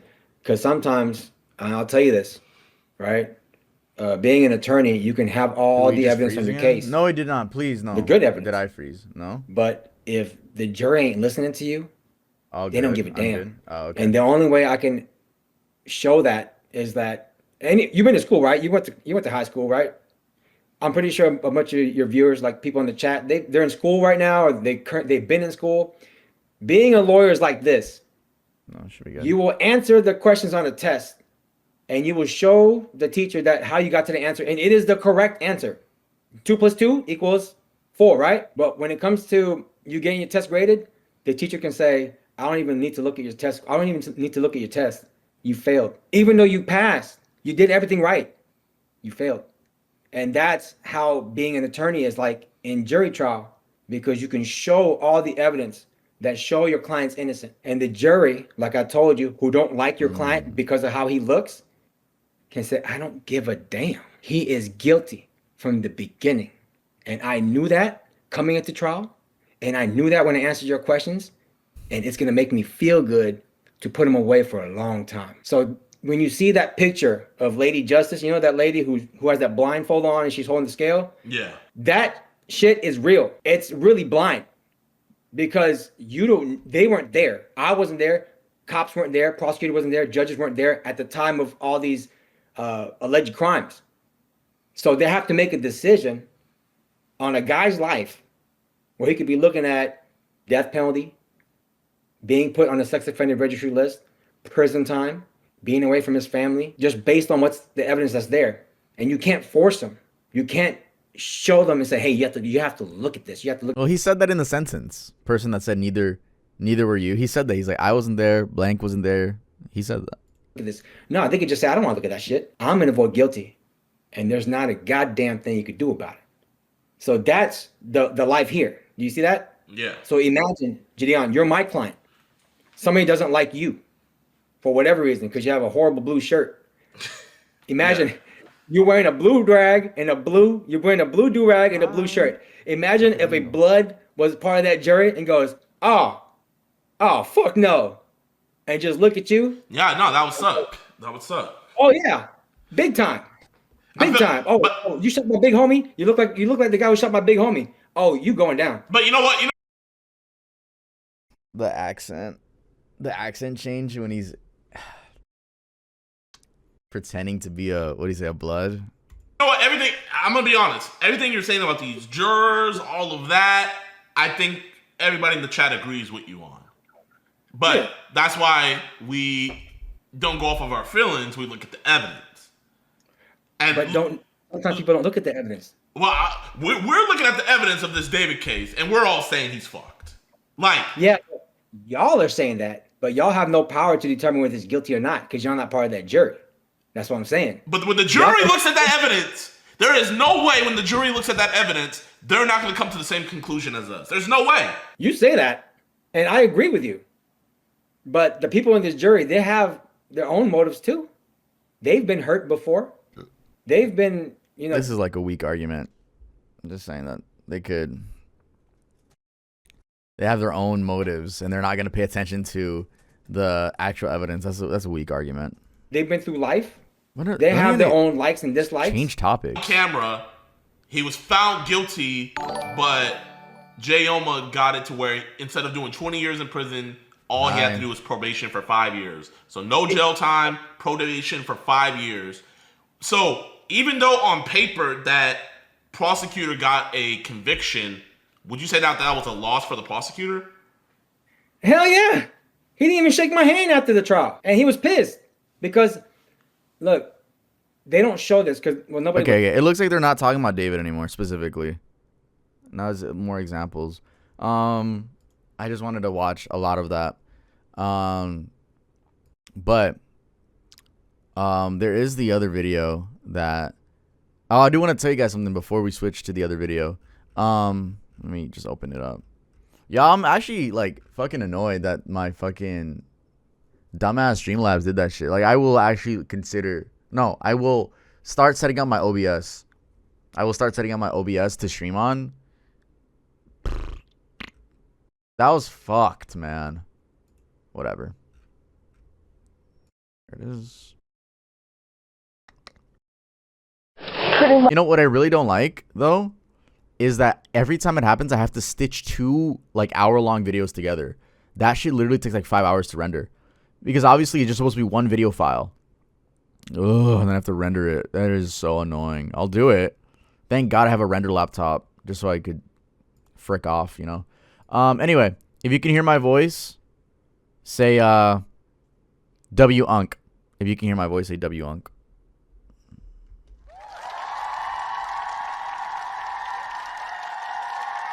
But yeah, okay, guys. Guess whose birthday it is tomorrow? Guess whose birthday it is tonight at midnight? Tonight at midnight.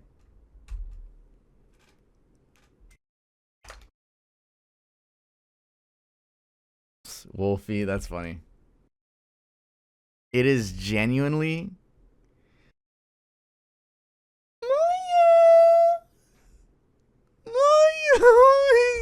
Moyo's birthday tonight at midnight. Moyo, come here. Oh my God. He's going to be 8 years old. Moyo. Que lindo, Moyo. Moyo. Oh my God. I love you. I love you. I love you. You're the best. Let them know.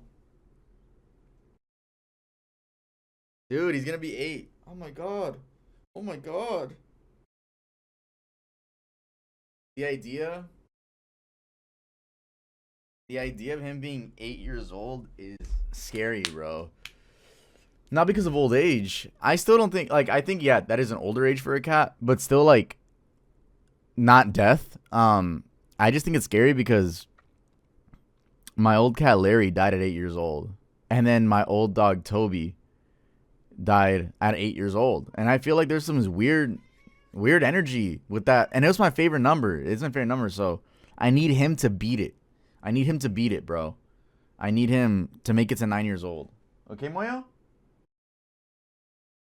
So, it's weird. For 8 years, I've been waiting for him to turn 8 just to, like, finally break the curse, you know? Like, Moyo, be healthy. Be healthy this year, okay? Please, bro.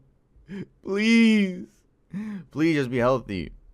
I'm glad this is the first stream. Your cat's very cute. Awesome. Moyo, they think you're cute. They can't even... Hold up. Hey, shout out to the 93 people in here. We lost so many viewers, bro. My Streamlabs decided to crash on me. So, anyway.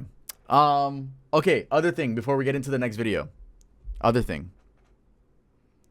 So I want to keep doing the Spotify updates with you guys just to show you guys like what the fuck is changing. Not really changing, but like updates.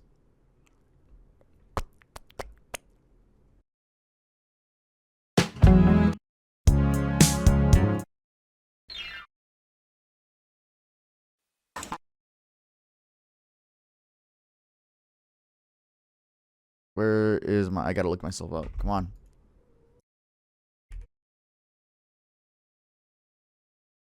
All right. So, Spotify updates. We are at 63,000 monthly listeners. Hell yeah. Taste has hit 300,000 streams, 309,000. Shards has hit 32,000. That's amazing. But the thing is that I noticed today when I woke up, bro, there's this new thing. Like, look, it is so weird. If you go to my account on mobile, it says verified by Spotify. And then you can click that and it says this artist has grown an active fan base to be eligible for review and has met Spotify's criteria for profile authenticity. Artist details, beta, has released music since 2022 with 22 albums, EP, singles, or remixes on Spotify globally. This artist has a claimed profile on Spotify for artists. And so I'm like checking around, and here, I'll just give if I'm going to pick an artist, I'll just shout out Gunner. And Gunner, you know, one of my good friends, I noticed that he has more monthly than me, way more, and he does not have the verification. I don't know if it's like why me? Like, I'm looking around for my like contemporary, I don't know how to say it, like my people around me. Like, I don't know why the fuck mine says verified by Spotify now. And like I don't even want like if I'm on the Weeknd's level, but like the Weeknd has it. Why is it only some people? I don't know. I don't fucking know. Tub is too peak. No, right? Like, I'm like what the fuck? I'm verified by Spotify though. I don't even know, bro. That shit made me happy though. I was weirded out too. I'm like, oh, it's just like the way they updated it. And then I like check like people around me, like my friends, a lot of them don't have it. I don't know why. I don't know. But I'm happy either way. Tub is in the big leagues. Yeah, I am. All right. Like I was saying before the stream crashed, the Nutty Putty cave incident. You guys should know what that is. I'll pull up the image again just in case there's new people here. You guys have probably seen this famous image. All right. Now apparently footage dropped. Like I don't know if like the family was holding footage. I don't know. But the unseen footage. So let's check this out. Much as wide as I am, double tall. So Rob, come around the corner there, has to go feet first because you have to go down this head first. Okay, so the victim is probably about the top of his feet are about maybe 1.5 to 2 feet below my feet right now. In November of It's the team. Oh, it's the team that tried to rescue him. Oh, I thought it was going to be like his camera. Maybe they do. I don't know. That's so crazy for it to 2009, over 10 years later, to drop the footage. 2009, a group of explorers entered one of Utah's most popular underground cave systems for what was meant to be a bonding experience. But would you go cave diving? Let me know. Would you guys go cave diving? Because honestly, bro, I'm going to be honest with you. Fuck no, I wouldn't. Hell no. Yeah. deep inside the cave's narrow, twisting passages, one tragic mistake triggered a desperate fight for survival, leading to one of the most extensive rescue operations ever attempted.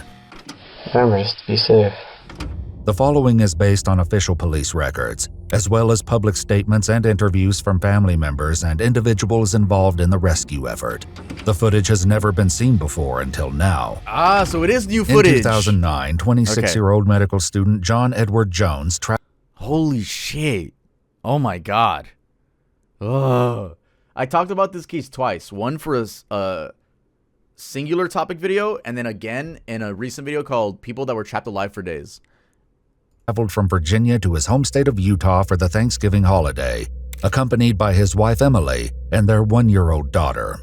On November 24th, John, his brother Josh, and 9 other friends and family members set out to explore a popular cave system, never imagining that one of them would never make it out.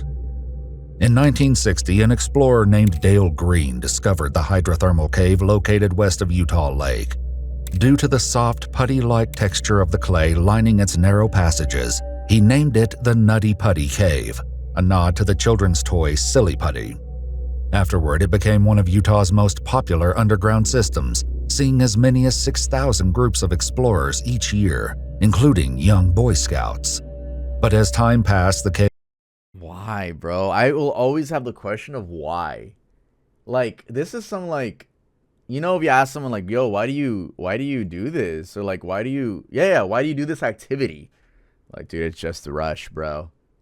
No, bro, that's your life on the line. Like, what do you mean it's just a rush? Hell no, bro. Cave's dangers became impossible to ignore, and rescue calls grew more frequent. In 2004, 16-year-old Brock Clark was trapped upside down for nearly 14 hours, but ultimately survived the harrowing ordeal. 2 years later, the cave entrance was gated off, and new restrictions required permits for entry. To obtain a permit, at least one person in each group was required to have prior caving experience, a measure intended to prevent tragedy. But on November 24, 2009, as 26-year-old John Jones, his brother, and their friends made their way into the cave system, tragedy was about to unfold. According to police records, it was around 9:30 p.m. when Josh Jones contacted local authorities for help, telling them his brother John had gotten stuck inside the cave. Though Josh and John were both experienced cavers and had been inside Nutty Putty Cave before, a critical mistake had left John trapped in one of the most horrifying situations imaginable. Yeah. While attempting to navigate a well-mapped section of the cave known as the Birth Canal, named for its extremely narrow passageway, John took a wrong turn and entered an unmapped section of tunnel near an area called Ed's Push. John likely believed that if he kept moving forward, he would eventually have enough room to turn around. When he reached a small opening, John crawled headfirst into the... No matter how many times I've talked about this case, it's still... I don't know how to word it without seeming like annoying, but like I'm just always annoyed. But like, why would you go cave diving? Like, yes, I don't know. I guess it's your hobby, but like it's so preventable, you know? It's so preventable. Sloped passage, not realizing it was a dead end. Horrifically, John slipped into the tunnel and became trapped. According to police records, the constriction... Whoa, I've never seen this. Oh my god, is this part of the new stuff that got... That is horrible. Oh my god. Oh my god. No fucking way. John passed through was estimated to measure just 10 by 18 inches. John was... 10 by 18? Hold up, I have a... Moyo, I don't want to run you over. I have a 10 by 18 inches. Wait, here it is. It's for my clothing. 10 by 18. We could check it out. Hold up. 10 by 18. All right.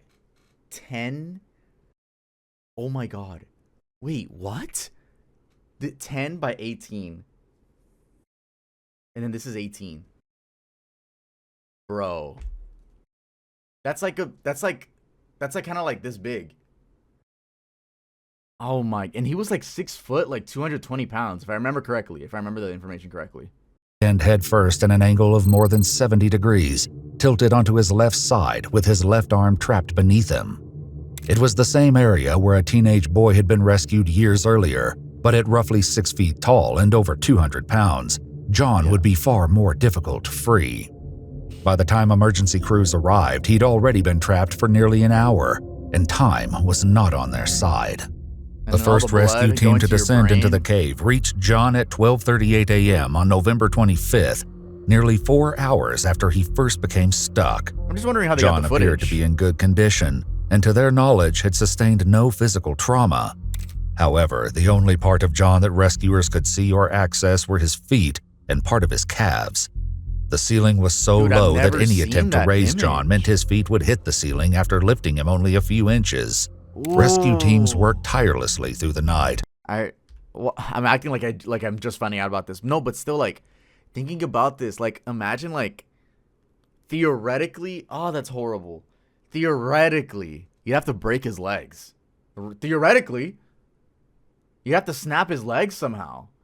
Like, with a rope tied to, like, a machine at the top, yank him, and then just break his bones as he gets out. Holy shit. After lifting him only a few inches, rescue teams worked tirelessly through the night, staying by John's side and talking to him to keep him calm. But as the hours dragged on, little progress was made in freeing him, and time was quickly running out. The prolonged inverted position John was trapped in was placing... Have we noticed the watermarks? The crazy amount of watermarks on this video, by the way? I don't know why I'm just acknowledging that. That is a crazy amount of watermarks. So it really begs the question of, like, okay, how do they get this footage? And they're obviously really like, okay, we're the only ones with this footage. We're going to put watermarks everywhere. Did no one else notice this? I've been looking at this and I just haven't said anything. Extreme strain on his body. As confidence in his rescue began to wane, exhausted search and rescue teams requested more personnel even the floating and resources. After nearly 12 to 13 hours of failed rescue attempts, cave explorer Brandon Kowalis received a call alerting him that a rescue operation was underway. Brandon, a cartographer who mapped much of the Nutty Putty cave system, was part of a volunteer group called Utah Cave Rescue.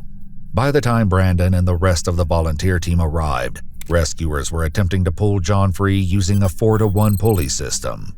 These efforts were captured in a series of videos. The thing is, Jalen, they got unseen footage this time around. Like, look at this big-ass wolf right here. This is, like, unseen footage. So, it's kind of just interesting. I'm not saying it's good or bad. I'm just pointing it out. Recorded by the one pulley system. These efforts were captured in a series of videos recorded by the rescue team. Wait, there's a VR game called Cave Crave that simulates the cave. It's terrifying. This channel also works with a lot of law people, so that's how they get access to the footage. Really? There's a VR game about this? Yo, called Cave Crave? Yo, guys, remind me after this video. We'll see if we can check it out. But obviously, I'm gonna play a desktop. I don't want to put on the VR headset. Okay, one of these. There's this slot here. Okay, pretty much as wide as I am, double tall. So Rob come around the corner there, has to go feet first because you have to go down this head first. This comes around a corner to your right and down. And then after that it slopes off and to the left, which is where John is. So we've got one line going to Rob, another line to John. This comes up this way, up to a cam. Right there. But the cave's layout created a major problem. Several twists and turns separated John from the nearest chamber that was large enough for rescuers to stand, and every bend created a friction point. Even with pulleys in place, the rope tightened against rocks and corners so severely that the whole system became ineffective. But the worst setback was still to come. Tension on who? Well, tell me how much. Tension on who? I think I'll probably be able to give him enough. So it goes from that anchor where Susie is. How much more, Rob? Down and then up again. Okay. Which I'll attempt to shimmy myself down.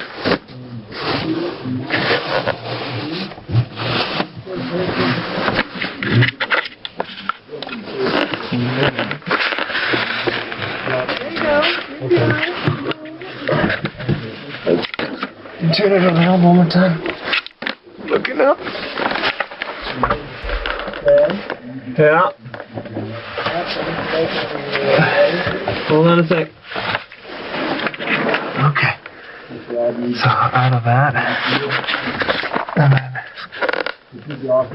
the rope continues up that way. Oh, then turn around. So, hold on, take a video. So, to a redirect there. There's a redirect right there. Up there. Russell? Yeah. Goes up to Russell. Okay. Hold tension. Hold tension. Brandon's colleague, Ryan Schertz, managed to hold tension. I'm sure that's what's his name, John. I've talked about the case so much. I feel stupid for not remembering his name. The guy that got stuck. Oh my fucking god, bro.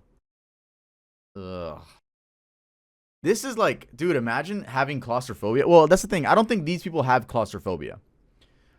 If this is their hobby, his name is John. If this is their hobby, they don't have claustrophobia. But I think being stuck, that's when it kicks in. I think now that they're like, cause your life's at risk now. Brandon's colleague, Ryan Schertz, managed to reach John and brought him a pouch filled with Gatorade, lowering a tube down so he could drink. Ryan would later recall John shifting between calm and coherent conversation to helpless, panicked thrashing. To keep him focused on survival, Ryan asked him about his family. He later remembered John speaking about his wife, Emily, and sharing a secret. She was pregnant with their second child. There's this anchor here that's folded in. This comes down here. Got one line attaching to Rob there. This is the line to the to John. Goes around. Is that John? Wait, hold up. Or that Rob? The corner. And then down. Okay. So this is Rob. This is Rob. By 3 p.m., John had been trapped for 18 hours, and the angle was unforgiving. Gravity was likely forcing blood into his head and placing immense strain on his heart and lungs. Rescuers who were keeping John company described him as fading in and out of consciousness, reporting that he had begun to talk about seeing angels and demons around him. His family described John, a devout member of the Church of Jesus Christ of Latter-day Saints, as a man of unwavering faith. According to police records, seems like a nightmare. Because theoretically, I wonder if the dude that's like talking to him right here, I think if since they know that someone got stuck, they're going to go feet first.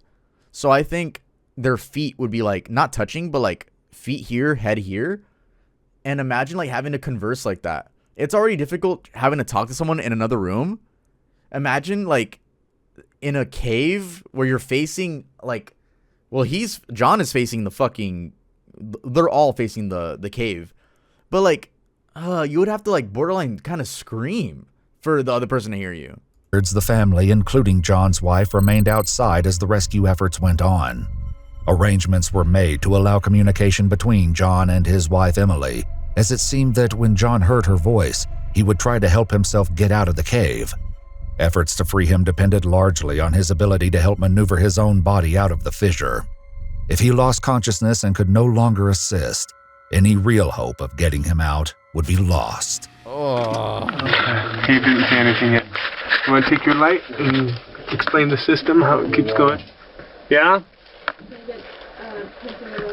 Tension on Rob. More tension on Rob. Okay. So we have we need both. An anchor here. You know what this we're using for a redirect. You don't want. You're going to press it, is that right? I do, and the 4-to-1 system right above me right here. Oh, I'm sorry. Got a 3-to-1 system for hauling. We got beers with that system. And then we're going to rig another system for hauling Rob out. You can actually, yeah, stay high. Stay high. I've got Brian up And you there want it attached through this? taking care of things on Rob's line. Either there or here. Oh, that one right there, I guess, is what Mark We said. have enough pulleys to It can go with a 5 keep one us too, but from rubbing. The other crossing? Dude, it literally looks like a horror movie. Like, it literally looks like a horror movie. On the rock. At 4 p.m., after almost 19 hours trapped in the crevice, rescue teams reported that John had been moved a couple of feet with the aid of the 4-to-1 rope system. Finally, Ryan was able to see through a crack and give John eye contact with another human for the first time in nearly a full day. But without warning, the equipment catastrophically failed. 2 cords tied around a rock formation suddenly snapped, sending a steel carabiner flying loose and striking rescuer Ryan Schertz in the face, temporarily knocking him unconscious. Yeesh. At the same moment, John slipped back into the crevice, undoing hours of effort. Due to Ryan's injury, he was forced to leave the cave, though rescue attempts continued on. Eventually, Brandon Kowalis headed down to make contact with John. Okay, recording again. Brandon going down through another one of the holes. This is one of the wider spots. If you want to turn to still shots, you can take still shots too. I figure we'll take some still shots of the patient. You're going to take stills on the way out. I'll take some still shots of him. Yeah, it's so dark. Yeah, he died. Okay, if you notice, crack goes down. He has to make his way up through a narrow. If I can do my light, it helped. Come and shut off. Whoops. I just gotta get it aimed so it doesn't aim at the camera, it aims above it.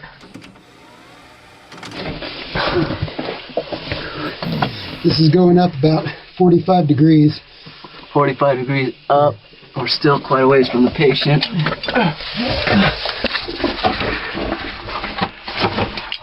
Try to get the light. You see the air hose is going through. Air hose. I didn't I'm even gonna think stop about the camera for a sec so I can get up. Okay, Brandon leading the way, going in. We're starting to get shoulder tighter. We still have about 25-30 feet to go from here. We already have. Bro, I just don't understand how this is fun to some people. Like, I seriously don't. There are some things I will never understand in my life, and I feel like adrenaline junkies is just one of them that I just don't understand. Like, I just don't get it. Why? Very white man core, unfortunately. Low battery showing. Oh, you got low battery? Yeah, I'll switch it out right now. Yeah, might as well just come up and switch it out. You can have them shut off the air compressor. Alright. Double A's. We've got 26 minutes and 40 seconds of film. Though John had entered the crevice head first, leaving his feet and calves exposed, Brandon went down feet first, his legs eventually making contact Okay. with John. It's exactly what I said. Literally exactly. Okay, it makes sense. Because, like, why would you go in head first knowing that someone else got stuck? You don't want to be in that position. Exposed, Brandon went down feet first, his legs eventually making contact with John. Wait, why is it censored, though? What does that say? I literally can't even read it. I literally cannot read that. I don't know. Contact with John's. Okay, so the victim is probably about the top of his feet are about maybe 1.5 to 2 feet below my feet right now, and so you're standing straight up right now, right? I'm laying, kind of laying, standing. It's pretty steep here. It's like maybe 60 or 70 degrees. But yeah, to get through, we would have to probably take this whole chunk off right here, which is... I'll back up and show them where. Which is really thick. See, my legs So right barely here. fit through this where he came through, and this is where they've drilled out more. And the space that you have to drill See from my foot right here. is... My foot's bigger than the hole. Yeah. So to hit it at an angle, and you could maybe come down in here and drill, but it's going to wear somebody out pretty quick. And this is just part. You still have all the way about, let's see, I'm about 5'8", so probably about 6 or 7 feet beyond this, where you have to widen it for him to be able to fit through, which, and it's drilling through the smooth stuff, so to get a good angle on it, and it's really hard rock. Yeah. You've been drilling, right, Brandon? Yeah. So you know how hard it's been because you've actually been on the drill. Yeah. Sometimes it's a piece of cake, and sometimes the rock is super hard, and you can't get through it. So trying to turn around here so you can see back up. Oh, it's too dark. You can see where we gotta go back up through that crack. There's Brandon again in the hole. See? He has to go feet first. Not too wide. Here's the... Not too wide, but we're still in a pretty good position. As we go down, it gets... Dude, the other option of like, or like, I guess they were trying all options, like drilling rock. Like, I don't even want to be like the party pooper. Obviously, it didn't work out, but like, you're trying to drill, like, cut off a piece of rock, like a huge cave rock. Bro, that shit would have taken... I don't even know how it would have worked, actually. Like, wouldn't the piece of cave rock just slide down with him? I don't know. Yeesh. Narrower and tighter.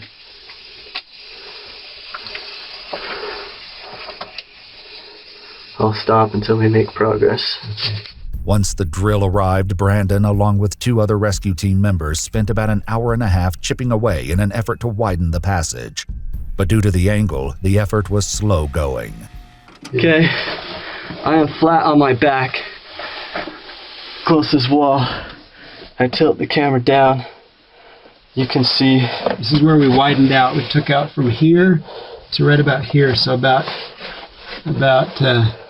maybe 5 inches Big here, shout out to the and then team, a section though. here. They're doing their was shit. Soft. They were doing their shit. And this was pretty hard to knock off, but this was soft and fairly easy to drill through.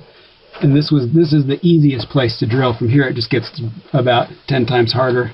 So that's the easiest place to drill. They're knocked off quite a bit right 5 there. inches in about an hour and a half. 5 inches in about an hour and a half. Where it's easy to get to. And that's the easiest place to get to. It just gets worse from there. We're still a little ways from the feet of the patient. Mm-hmm.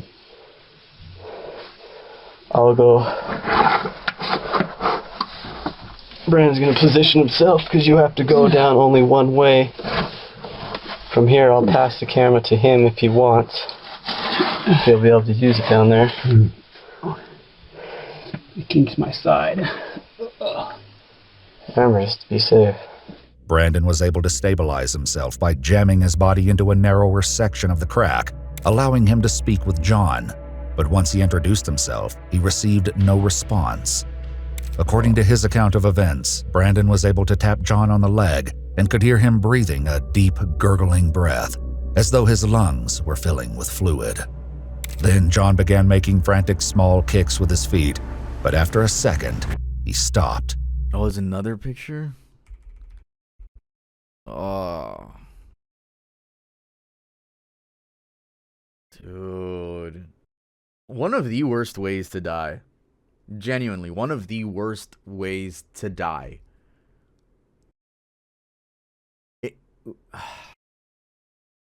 Why did they blur out his foot, now that I think about it? Because they didn't blur it out in the other image. What's the difference? I don't know. Jesus. Stopped. According to Brandon, this was likely the moment that 26-year-old John Jones passed away. After 27 hours trapped upside down, the strain on his body was simply too much. 27 hours trapped upside down, the strain on his body was simply too much. A paramedic would later crawl through the treacherous tunnels and claustrophobic passageways to confirm his death. A paramedic went down there too? What? I would be scared as fuck if I was that paramedic. Because you're obviously not trained to go in the cave diving. What happened? Well, how did he do that? 4 minutes to midnight at 11:56 p.m. on November 25th, 2009, John was pronounced deceased. Following this tragic confirmation, authorities determined it was best to leave John's body in the cave, rather than risk more lives in an attempt to recover him. While the decision was not well received, John's family ultimately decided they were at peace with leaving John's body inside, as long as the cave would be permanently closed. On December 1st, 2009, explosives were placed in the cave and detonated, causing a collapse of the main passageway leading to the body of John Jones. The following day, the same personnel returned and cemented the opening of Nutty Putty. They let him rot in there? Basically. I thought they like filled it up with like a liquid. I guess they just put explosives and then let it all just fall on him. Yeah, on his body. That's what they did, yes. Putty cave, sealing it from the public. According to his family, John was in his second year of medical school at the University of Virginia in Charlottesville. He planned and was working toward becoming a pediatric cardiologist. Following the cave's closure, the family mounted a memorial plaque which reads, "Our beloved John passed away at this site. He was a loving father, a kind husband, a loyal son, and a true and cherished friend. We miss you and love you always." A second plaque placed by the family thanks and honors the rescuers who worked tirelessly to free John. The final line reads, "We invite all who..." Could the explosives done something to his body or no? I think they probably placed the explosives not like right next to him, but they probably placed it enough for the cave to just collapse within itself. So yeah, the cave rock probably just squished his body. Yep. Visit John's final resting place to enjoy and respect this sacred space. Emily later gave birth to a son, who she named John in her husband's memory. Thank you, Rebecca, for recommending that video. Wow. Why they didn't use butter and oil.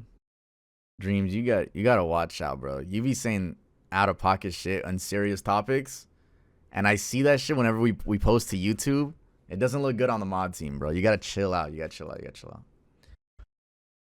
All right, the VR game, Cave Crave VR. Oh my god, they remodeled it in VR. There, let me see. We have to pay for it. Oh, I thought it was a VR chat game. Okay, it's a separate game. Oh, and it requires VR headset. So I can't play it, but we can see the gameplay. So they remade the game. I mean, remade the map.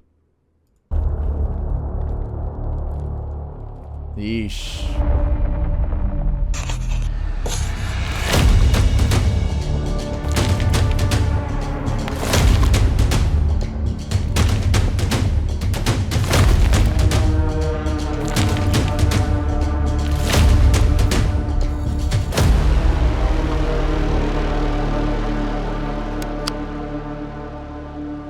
Includes VR tour of the Nutty Putty cave. Bro. In what world? In what world would you see this shit and be like, oh, I want to try it? Like IRL, not even the VR. Like being like, oh my god, my dream is to grow up and be a cave diver, bro. Like, dude, I just don't get it, bro. And I'm telling you, there's some stuff I will never understand. I could never. I'm good over here, bro. Like, I think the most, like, the craziest shit I'll do is, like, skydiving. But, like, I would need, you know, obviously I would need the guy pause behind me with, like, he's the one doing it. That's like the most. I can't do more than that, though. That's it, though. Literally. All right, guys. So, someone recommended to play a game called Lacey's Flash Games. And I was like, what are you talking about? Is this a website? I was like, literally, what is this? This is what it looks like, and it's a demo. So the game is not out yet. So let's check it out. So I'll let you guys know. There is like a twist to it. It's not just, there is some sort of twist to this game. And I'm like, okay, you know what? I'll play it. I'll get my live reaction. All I know is that there is a twist. So let's see. This is what it looks like. I have no clue.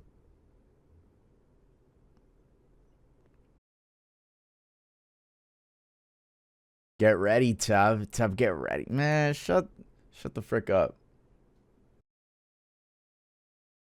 Make my camera bigger. I should probably put it next to here.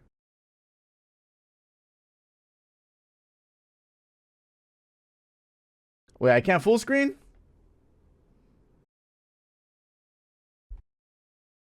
I really can't full screen? Hold up.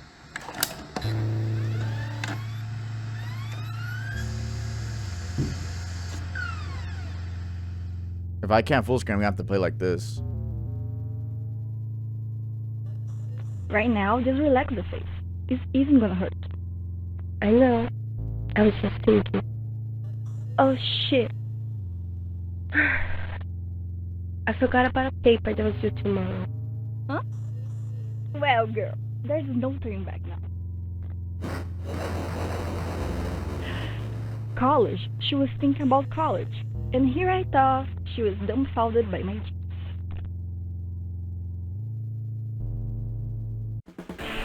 Hello? Testing... Hey, you made it through!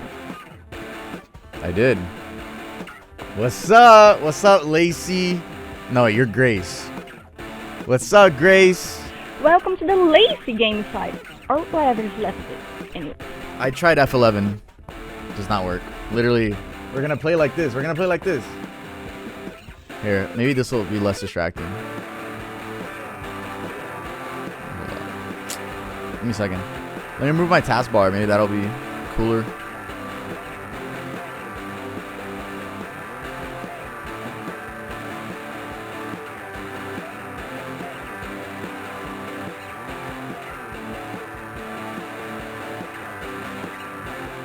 That should look a little bit better.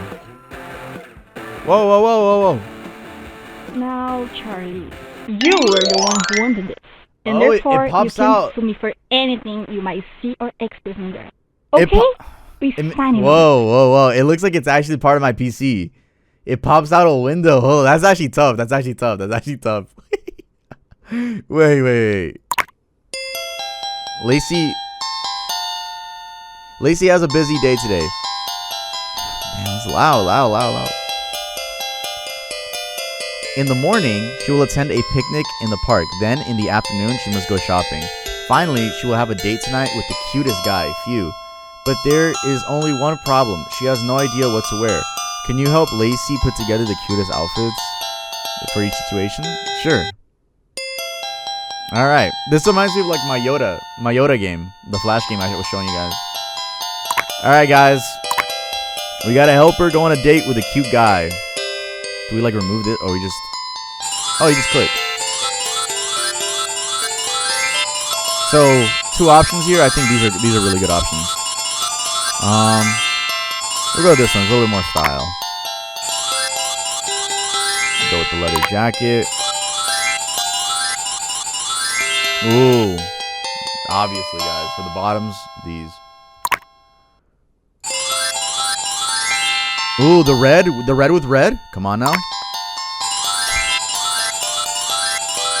Choker. Keep it simple, maybe. Just keep it simple with the choker. Oh, what is that? What the? Is that the date? Is that our date? Is that our date? I love you, Lacy. Okay, theme, the mall. Go to the mall. Let's keep that here.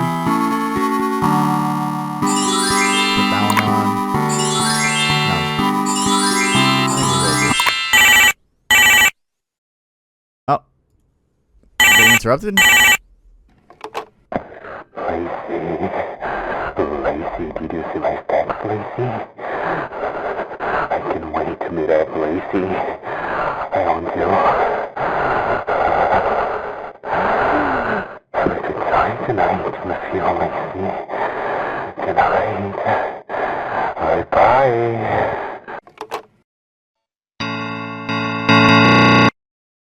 Yo, I'm getting a virus. I'm getting a virus. Yo.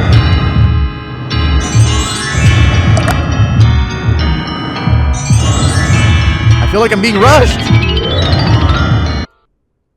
Help. He's going to kill me.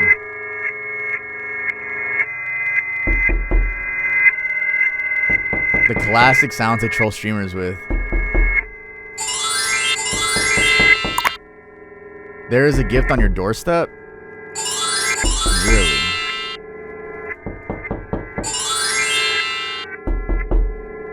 Oh shit. Oh shit. What's our gift? I wanted to see the gift, bruh. Hi, who's calling? Same dude? Same dude. I'm here. You didn't make it for me, see? You don't like it? I'm here. Open the door, my darling. Open the door. He's outside. Open the fucking door. He's outside, bro. Alright, hold up. I still gotta look cute. I still gotta look cute. Hold the fuck up. You're not gonna ruin this process. Please don't make me go outside. That looks like a chatter. Look at the bunny ears. Alright. What have you done? What are you talking about?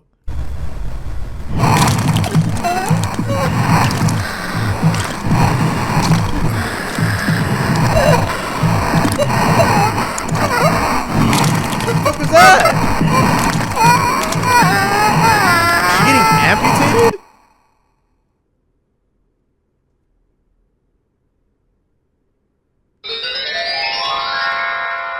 So you must be the perpetrator.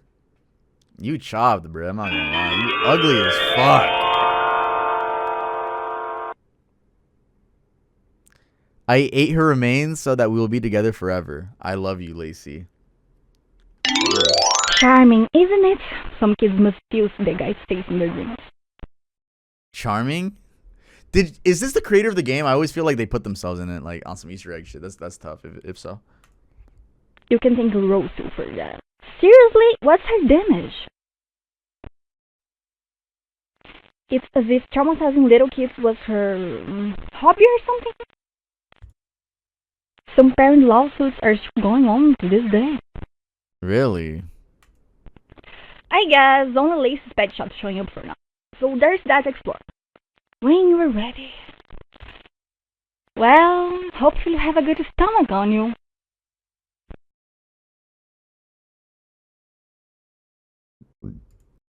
Oh, I could just...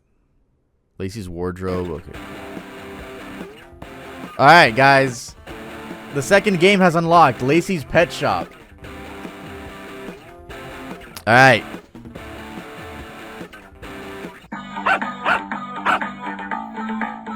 Okay. Okay, let's get it. Hey, let's get it. Okay, hey. Lacy. You know?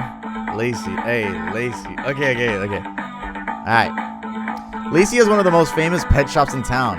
People come from all over to buy their perfect little furry companion. And it will be your job to help her today. Instructions. Listen to the client's animal demands, then use the items at the bottom row to customize them and get them ready for their new loving homes. Remember, the animals from Lacy's Pet Shop should always be perfect for their new owners. Good luck. Alright. Hello, dearie. Hello, dearie. I would love to have a pet as fluffy as my wool scarves. Alright. We're going to clean him. We're going to dry him. We're going to dress him up. Done. Easy. Easy work. Easy work.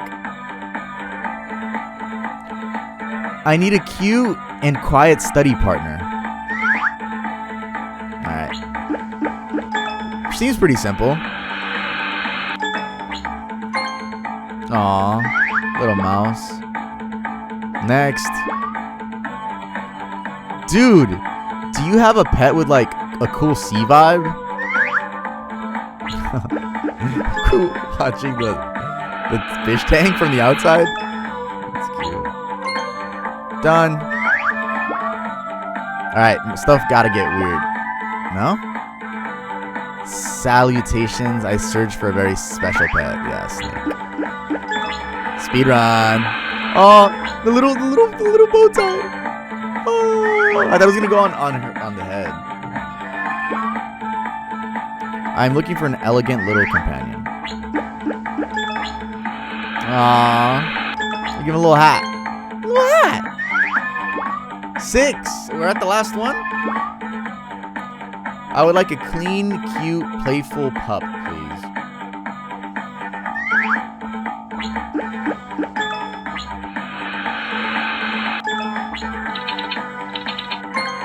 Oh, I thought the scissors were gonna like cut his neck or some shit. Well, that was normal. Actually, normal game. You know, we also had this habit of hiding some real disturbing secret endings in these little games. Secret endings? I guess so. The terror calculator shooting my surprise. Ugh. Yeah, I need to start paying attention to the lore. Like Rocio, I'm gonna guess is the creator of the games. Right. Get that brain working. You should find a way to get it fucked up. What? No, I don't know how. I forgot. It's been years since I've looked at your site. You know? Just. Oh, so I got the good ending. I'm supposed to get the fucked up ending. Okay, yeah. I'm supposed to get the fucked up ending. All right, guys, help me out here.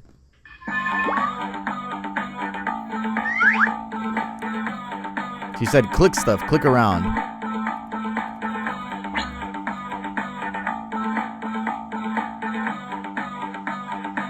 Y'all saw that? Oh, it's just this.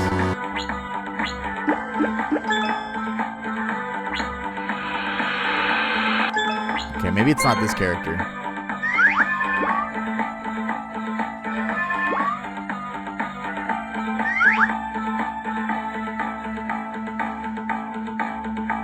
Click stuff. I'm just gonna check everything.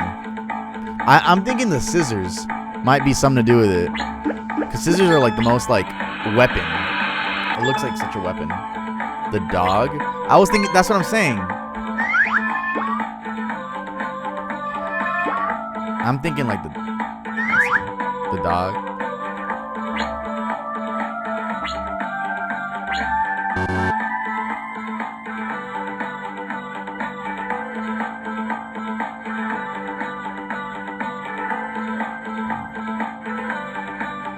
Lay the camera. I don't know. Okay, maybe it's not the dog. Maybe it's not the dog. Let's continue. Or maybe you get to the scissors part and you use it.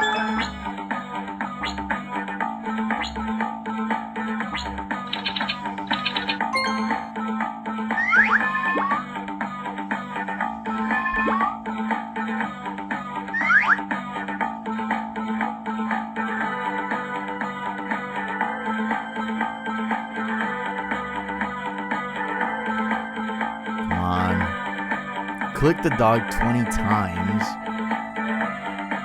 You gotta. Oh, wait, are you guys were serious? You guys have played the game before? Okay, hold on.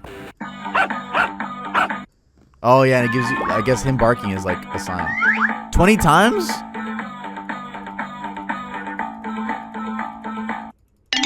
What the fuck happened? Wait, I didn't get to see. Wait, what happened? I didn't. Wait, hold up. What?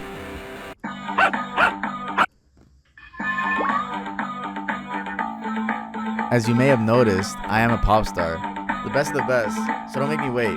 I want a purple cat. Whoa. Whoa. Click it 20 times. Okay, but how was I supposed to know to click it 20 times? How was I supposed to know that? Without the help of my chat.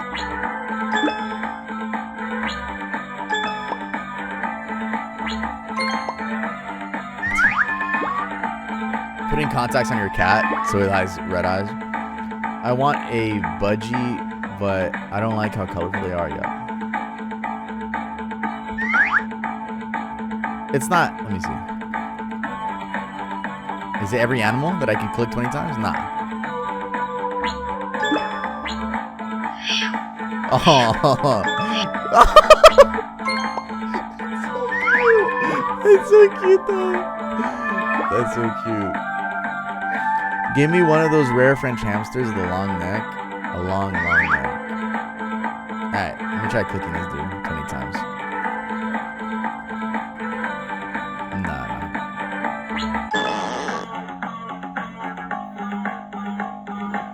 fuck did we just do to him?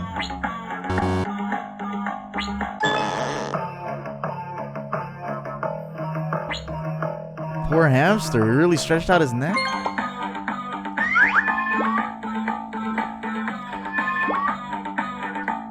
Turtle. But I wanted to have teeth so it can smile at me.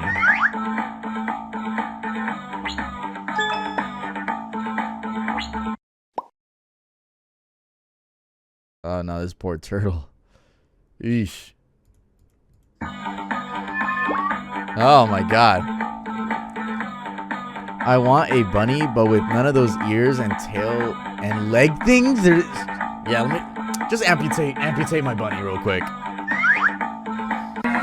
No! I don't want to. Damn, look at the sweat stains. God damn. I don't want to kill the bunny. We have to, though. We have to.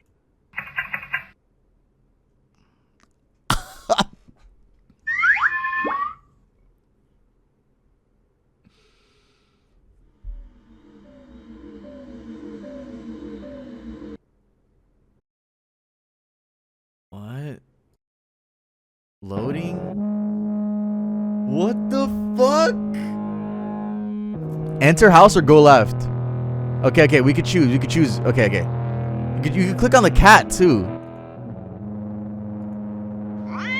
Hiss, I won't let you pass. I'll take the bird, stole my skin, so I will hurt others. Okay, wait, what do we go left and avoid the house? That's... The Skelecat will be happy. Oh, it's skin? I can give this to him. That's kind of you. I'm cute again. Oh, yo. Moyo, what do you think about your fellow cat? He doesn't really care. Sorry for being so moody. Meow bad.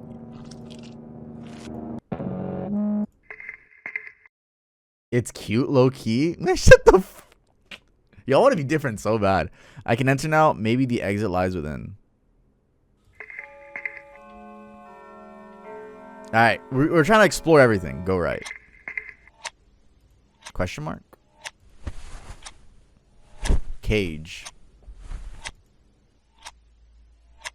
Yes, I know no one forced me back inside, but this pain just hurts so comfortably. Oh, I found a key in the middle of my edgy movement now. Okay, we got the key though. We got a key, I should say.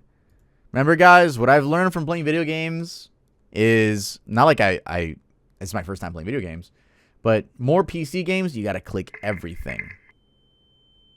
Okay. Dining pigs.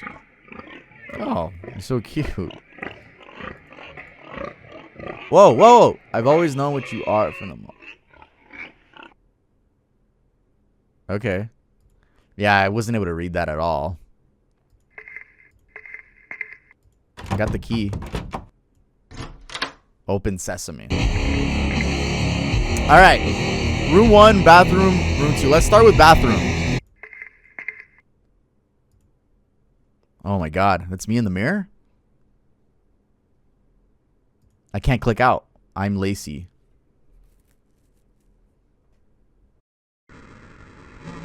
What am I looking at? Wait. Is that her like bending? Is that her face? Okay, wait, hold on. What the fuck? Y'all, I'm getting a virus, y'all. What is she doing, bro?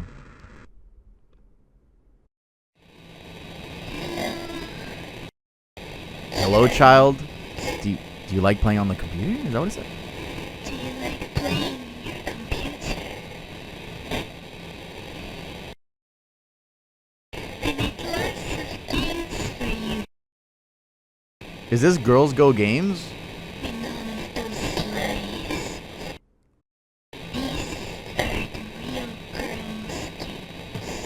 These are the real girls' games. These are the real girls' games. Whoa. Go back. Okay, I'm going back. Damn. Room 1. What I can't do anything. The fuck? Oh, it's a pig, right? I can't do anything.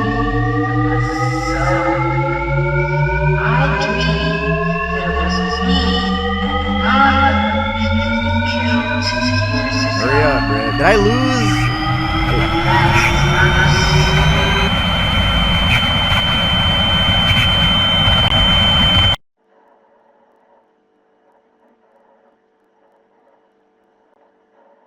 What the fuck? I was thinking of getting a cat this time. Yes, a small fluffy kitten. I really, really want a cat. This is such a creative game, bro. I'm fucking with this heavy, bro. I fuck with this like whole like concept. We would do all sorts of stuff together, like getting ice cream. I could have some right now. I'm so hungry right now.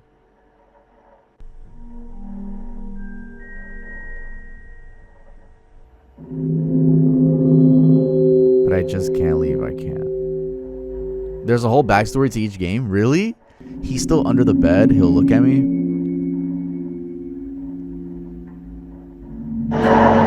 What the fuck?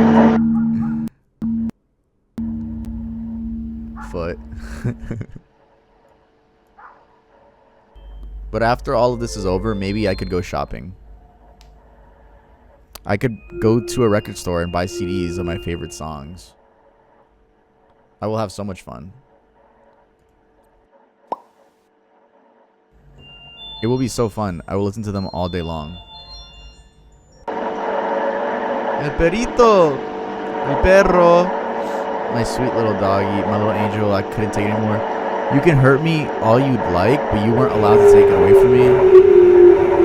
What? Take it away from me? Are you referring to your dog as an it? Or are you talking to the dog?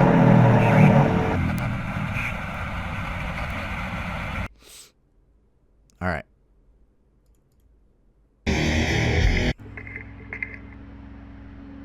Someone killed her dog? Really? So she called her dog an it? My eyes open, staring at your eyes on the ceiling. You breathed into me for years. This is a hard poem. Flame that eats at my bones. Not one day goes by in which I don't smell your skin, as if it was my own, in which you rip it out of me. Yo, this game's tough. What the fuck? That believes in lies, that I can be just as happy as them. So I'll let myself die again, for it has always been just a game in the end. Ooh! Ooh! Bars! Fucking bars! Fucking bars! Ooh! Hold the fuck up, that was bars. Ooh, dude, this game is tough as fuck. Who recommended this shit? You will go. You will go. Oh my god, Lacy, we gonna help you. We gonna help you, Lacy. Don't worry. Shit, you did it. Yeah, I did, because I'm a goat, too. You look pale in real life, just so you know. Thanks. Hey, wait a second. What is that? Lacey's love meter? Whoa. I think that was actually the first game me and Ross made. Oh. Yeah, I mean, that Ross made. You leaked that, you helped. This pretty little trauma dump game. Ugh. You're leaking it, Grace. Boom, then we'll comport ourselves and take a look. It explains the lore? Yeah, I might do that after this, like right now, like after we finish the game. Why not look into the lore? I might. I might do something else though. Alright, hold up. Alright, I'm gonna go to the bathroom, I'll be back.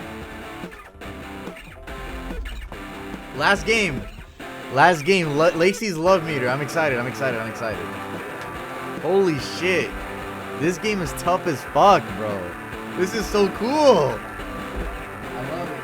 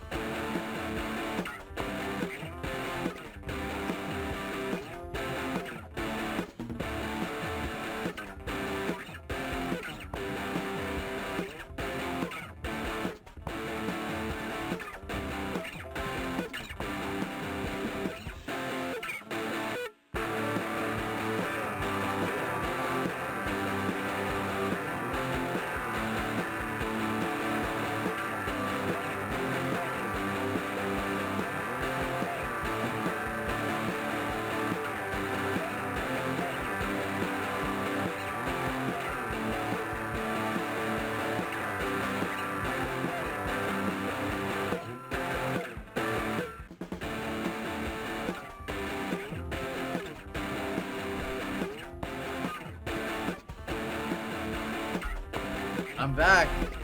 I'm back and I'm excited. I'm excited to play the ending, the final game, Love Meter. Oh, yes. Damn, this thing is really glitchy. Lacy's eyes kind of freaked me out. Really? The art style was so different. Different art style? Find a way to break this one now. Right? I know, it's just a demo, right? I think the concept is so cool because, like, obviously it's an indie developer. And they're like, how do I make, like, a cheap-looking game? But it's the point. It's Flash games. Maybe there was a clue in the last game, right? Since it's what unlocked this one. Okay, there's a clue in the last game of how to get the third game? Oh, I'm supposed to find words and put it in here. In this game? Put Lacy and Lacy? Loki Tub is such a girl dad. What? Why does this make me a girl dad? This is new, right? The static shit? Put Tub and Tavina. I'm trying to look for tips. Let's see. Dude, I think it's just gonna...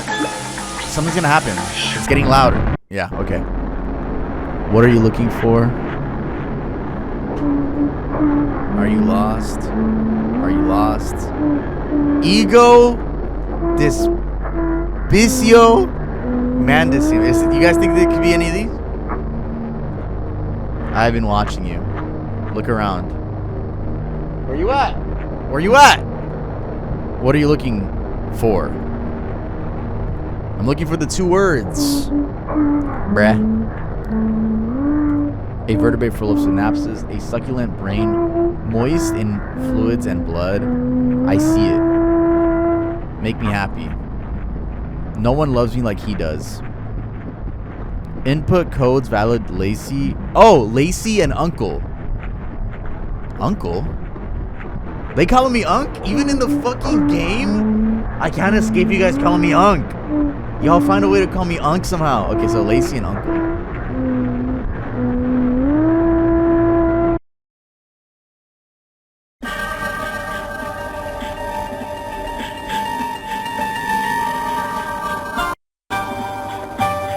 Dude, it's like really scary, dude. Dude! What the fuck is that? Test your love. I can't watch this. Dude, turn it off! Turn it off, dude! Turn the game off, dude! It's hacking my PC, bro. No! My PC's getting hacked, dude. Based on the series created by... Oh, was that the end? Was that the end? No!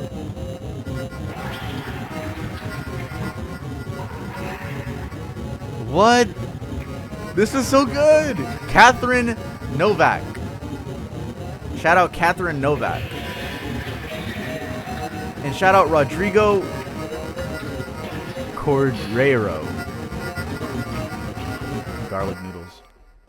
I want to see if there's like a... You can still play it? Does it make you... Does it force you to restart? Like, what happens after the credits?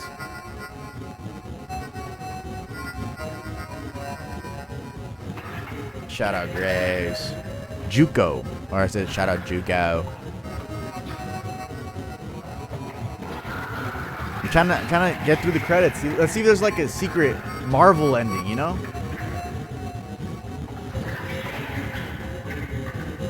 Just stay till the end. Just stay till the end, guys. To be continued. Oh, if you put Lacey's name twice, it just says self-love is important. What if it force closes? Maybe this is it, because it doesn't let me do anything.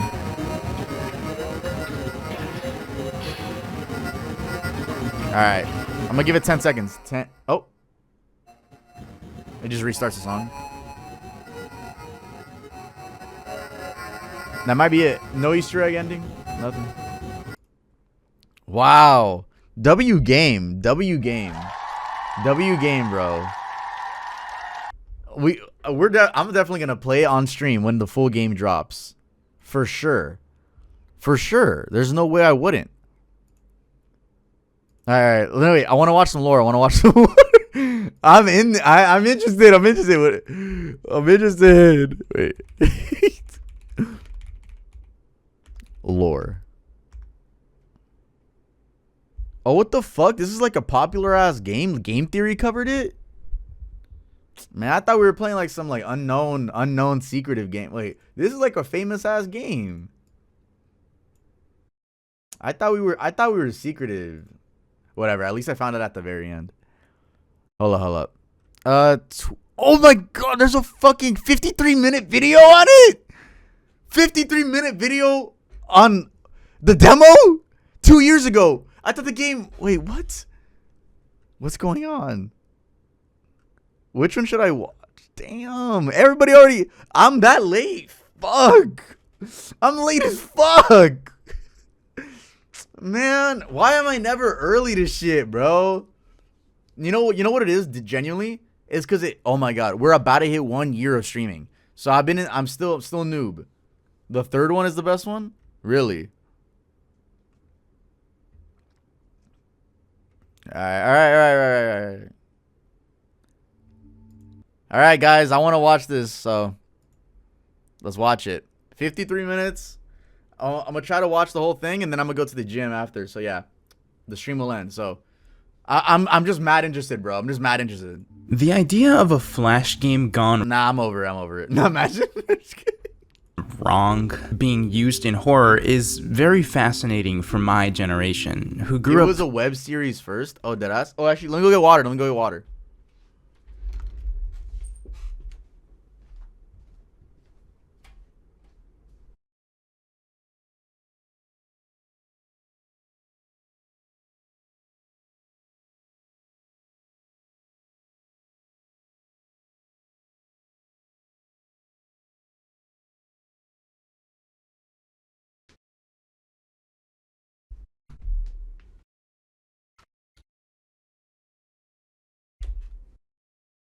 I deadass thought I was like exploring this new like indie game, like only like 20 people have played it. I deadass thought I was like, yo, I'm special.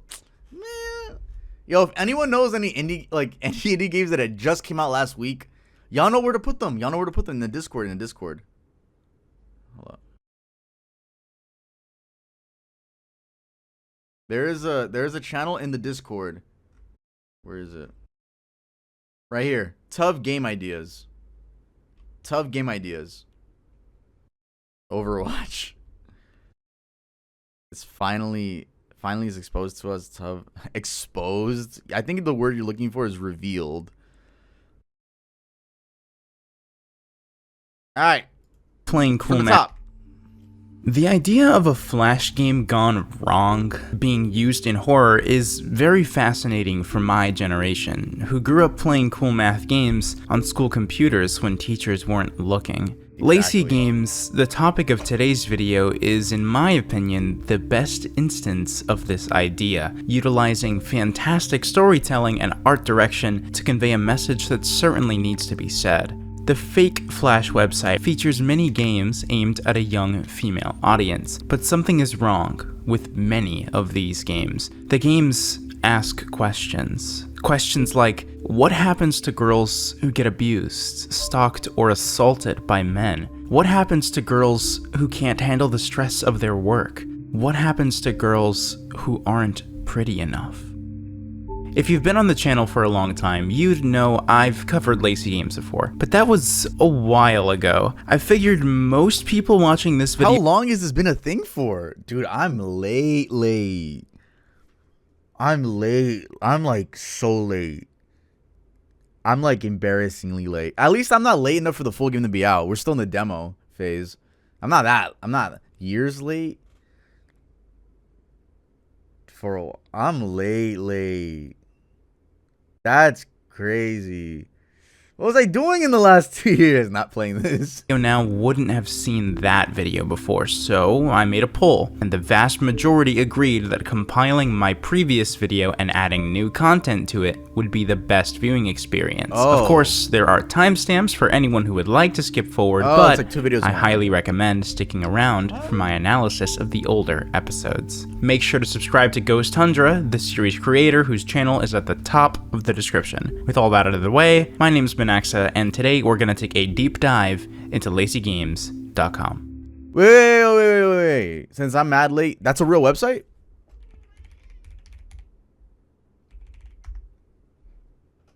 Suspicious site blocked? Is it real? Lacy? Did I misspell it? No, I didn't. Lacy Games. Okay, Lacy's dash game. Wait. It looks like it's like ripoffs. Like this is one of them, but like it's not the actual Five Nights at Freddy's. Oh, Jesus. It looks like, I don't know. I don't think it's real. I think they like,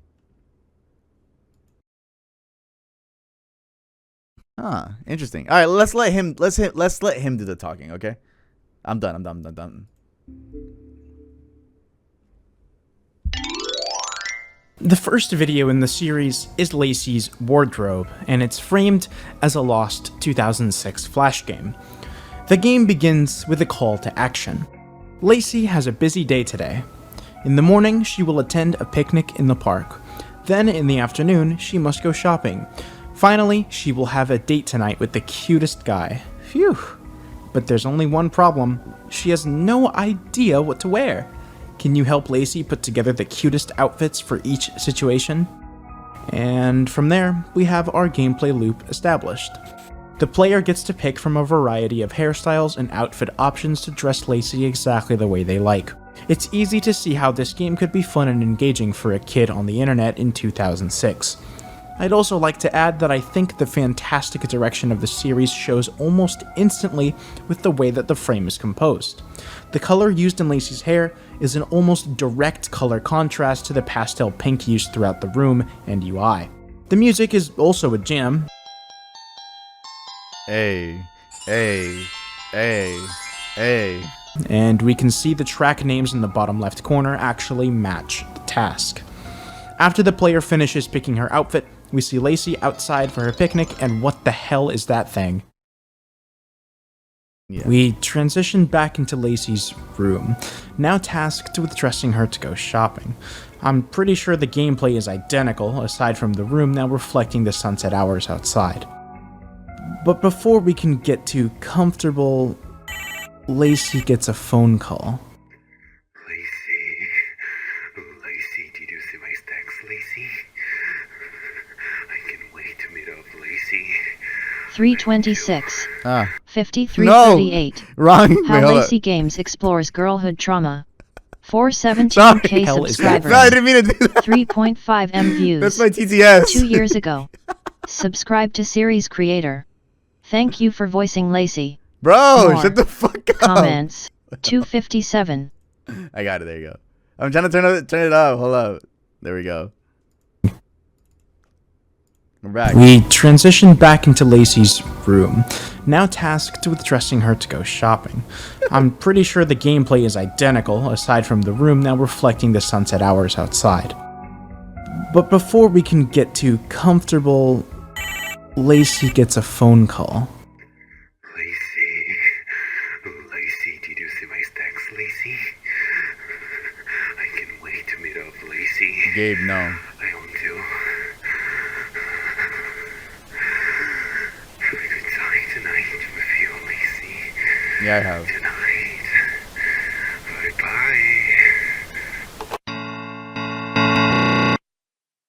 Bye-bye. So now the player just has to like finish getting her dressed while that person from the forest stalks her outside her window, and once she finishes and goes to the mall, stalker vibes, Lacy gives us a cry for help.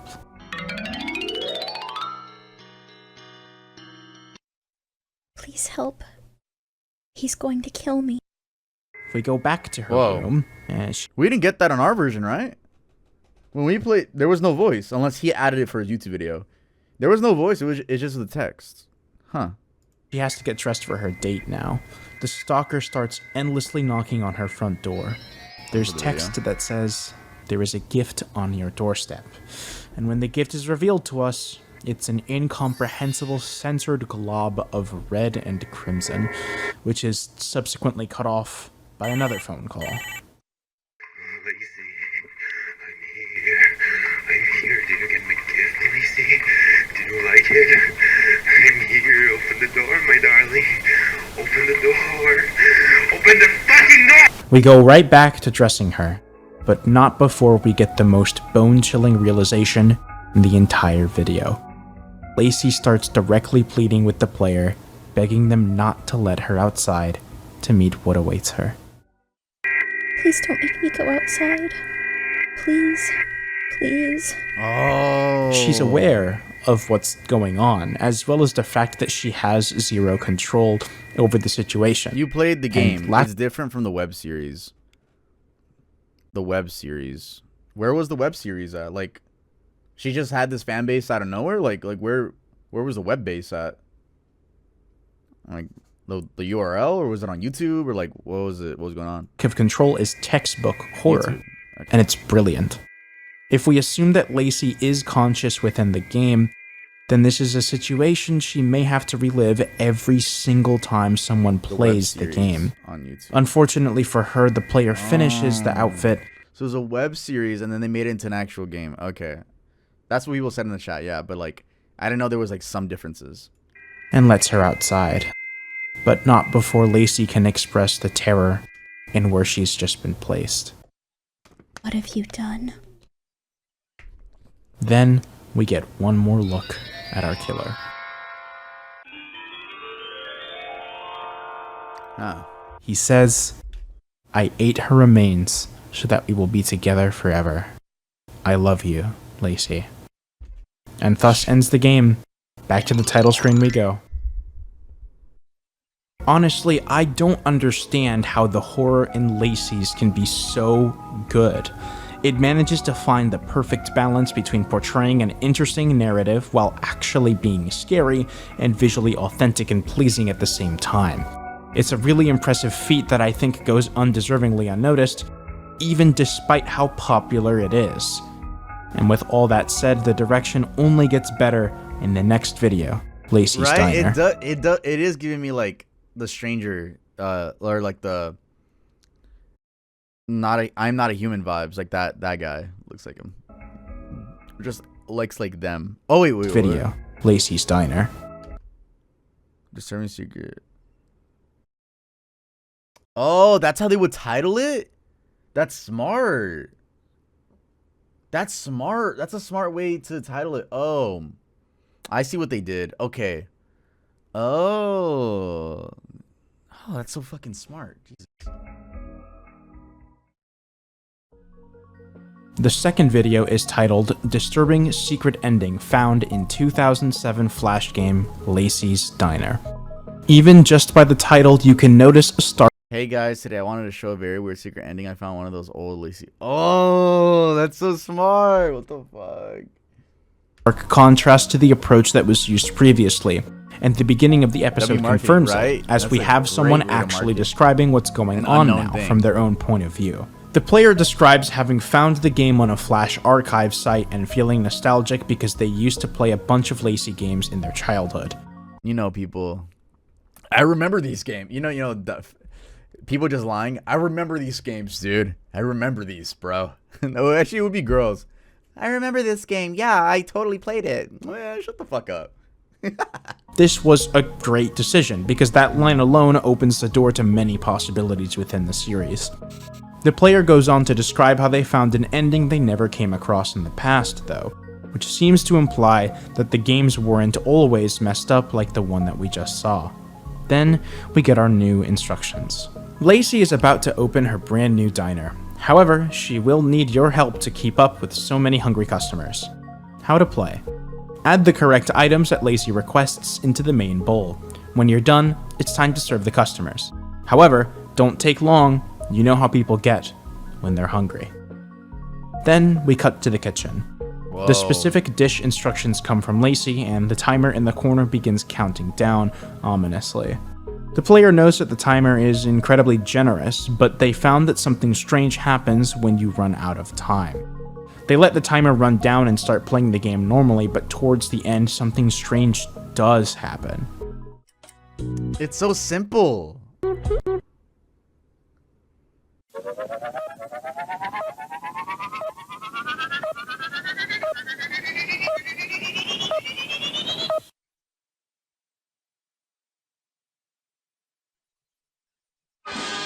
Despite all that, the player seems to finish with almost no time on the clock, and the dish is completed as intended.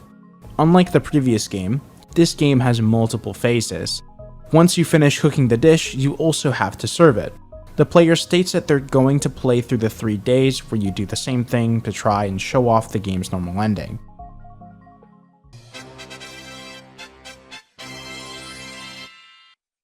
Now, the player wants to display what happens when you do run out of time.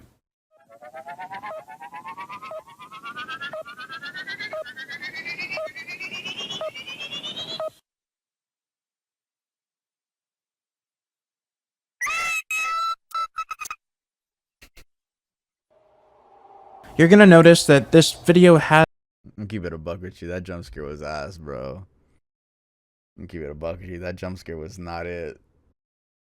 Has some fast and difficult to decipher sequences, so I'm gonna cover those after it's actually done.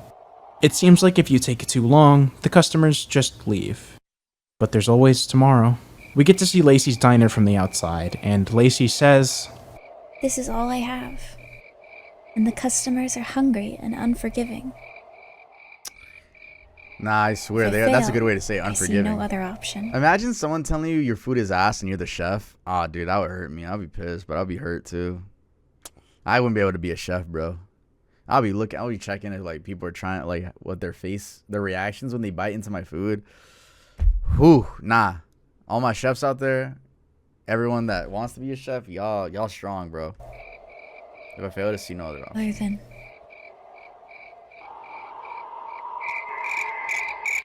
yeah. Other than killing myself. If I fail, I see no... Is that what you said? if I fail, I see no other other option. option. Then killing myself. Okay. Other than Yeah. All of that happened on screen for the player. And apparently, the second day is even worse.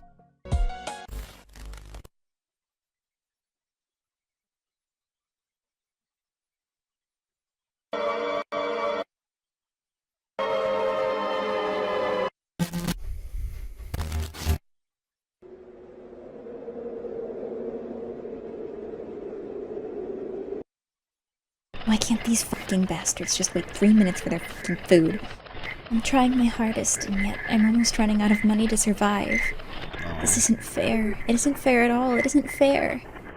I hate all of them. I hate them. I hate them. Tomorrow, I'm going to give them something to eat, alright? They'll face what they did to me. Welcome to Lacey's Diner. As you can see, the ingredients have all changed in some of the last things that you'd ever want.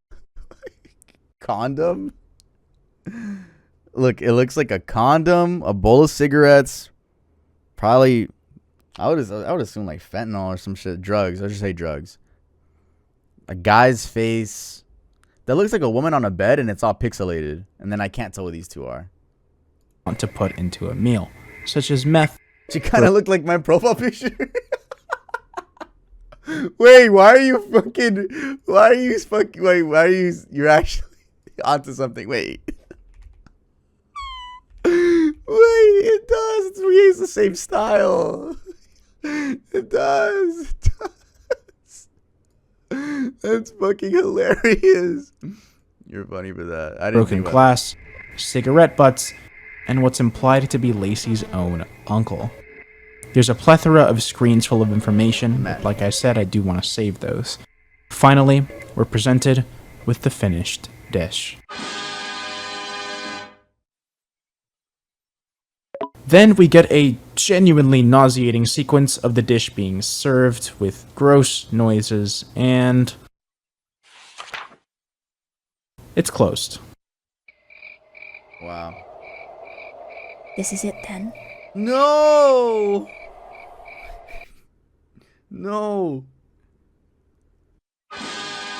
No! We got the Lacey bad ending. has taken her own life. And the player's reaction is about what you'd expect it to be. The video seems to end there, but the final frame of the video is easy to miss if you're not paying close attention. Yeah, replay it, please. I'm in heaven. Oh. Alright, so I think in terms of raw horror, the first video may have been better in my eyes, but in terms of direction and writing, this one's unmatched. There's a lot of themes to unpack, but I think the one that's most evident is what comes from failure to meet expectations and how much of a burden that can have on someone. Not everybody handles pressure the same, and some people, like those battling depression and anxiety, struggle much more than others. Not only that, but the stakes are increased tenfold when you're placed into a situation in which you literally cannot fail, or your life will come crashing down. It seems like this is the situation that Lacy has been placed in. This diner is literally all she has. It's her life. If the diner falls, so does she. But having worked in food service, I know what impatient and hungry people are like. People who are entitled often don't Yo, fuck your human AP test tomorrow. Watch the tub stream. Fuck that test, bruh. Fail that shit. Fail that shit. Fail that class. Flunk. Drop out. treat the workers at restaurants like people, or attempts to understand what they might be going through. To them, they're just means to an end. What use are you if you can't even do something as simple as get them their food? But it runs even deeper. There's a clear underlying narrative in the episode as well. Right before the horror really started, there were two screens that I can't really make out much of. It seems to say, Page 31, figure 58. What growing up is all about. Put me on death row. The skid rope and brown boy. They fished in the river and pulled out my body, pronouncing me dead in the name of the thought in between. I had blown out the brains. And the other one says, While it was still twitching, for memories are no substitute, part of the ingrained paranoia was owed directly to the fact that they used to teach kids that perverse little bizarre lies that they passed off as the truth. Other than that, most of the underlying story is all revealed in the short segments between ingredients in the final game. These moments were hard to forget because they were super glued from my heels to my thighs, and not even the strongest bird beak could peck it off. The smoke tinted me in gray forever, and it made me tear up so much I almost cried in front of him once. Never again. First they dominated the ceiling of my room, but then I started seeing them everywhere. Bugs and bites and dirt and ash and vomit where they shouldn't have been. They were all but crisp and very jumpy, and I wanted to suck it all inside of me like a reverse frog dissection and end it all for once. He lived in a world of his own where he was desirable and sensual, and he got so deep into his lies that he believed what the computer would whisper to his ears. And when he looked down, he saw me on my little bruised knees smiling back at him, the exact size of his sweaty palms. Even though they could be shaky, he was always the type to see the positive in things, and he couldn't keep the mayo from raining all over it like a mad fever dream. What a relief! Any sense of wrongness was dissipated long before it got into his mind, and screams were inaudible to his ears. It was just bliss.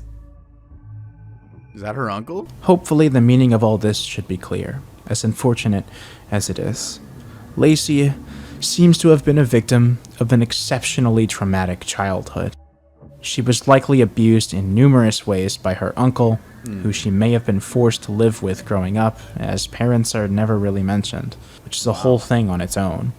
He was incredibly neglectful and fully absorbed in the pursuit of dopamine, doing only what would please him in the moment with little care for what would happen to that innocent little girl who was his own blood. This is what Lacy's Diner is really about. Trauma, neglect, failure, and the results.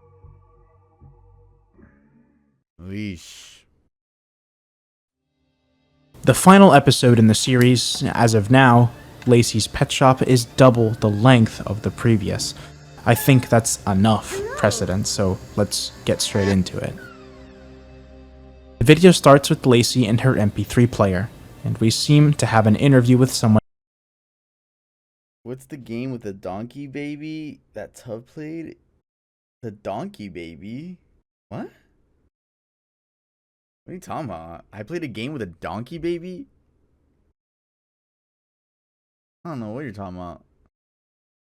I barely even play games on here.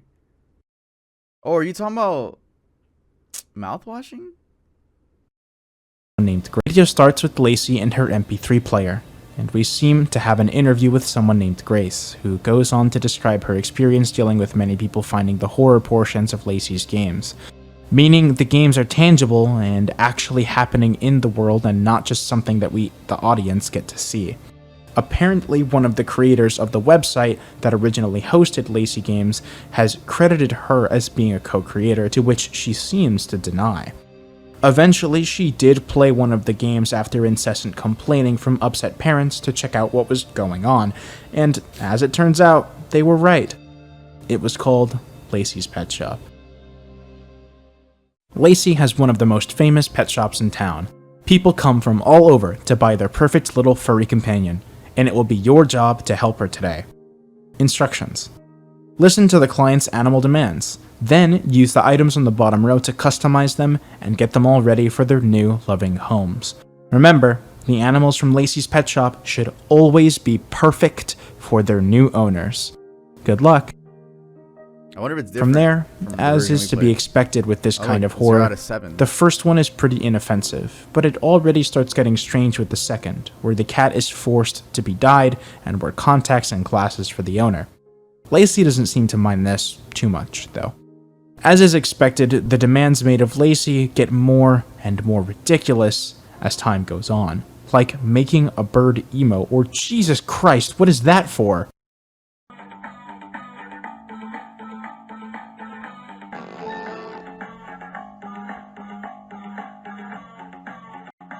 We already saw that. It's gonna get pretty bad if that's the standard now, isn't it? Bro, Wezer, thank you for telling me Ghost Tendra's the OG creator. Here I am acknowledging you. You don't have to copy and paste it. We're aware, bro. Just watching an overview, like a lore. Like, thank you. You don't have to keep copy and pasting it, bro. We're aware. Thanks. Thank you.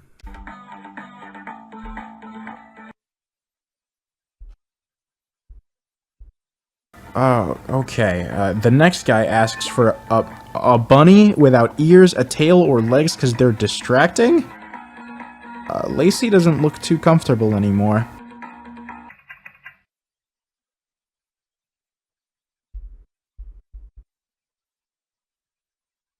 Next is the final pet.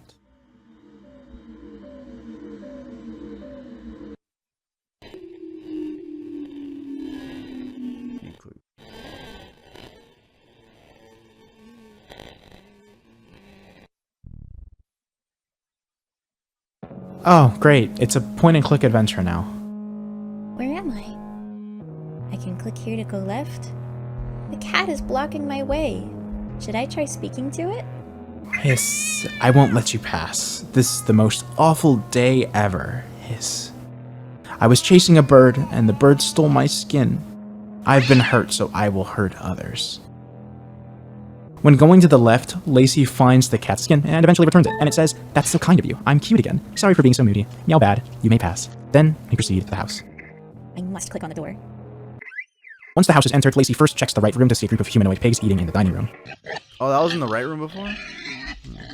Then we get a quick sequence of text. I've always known what you are.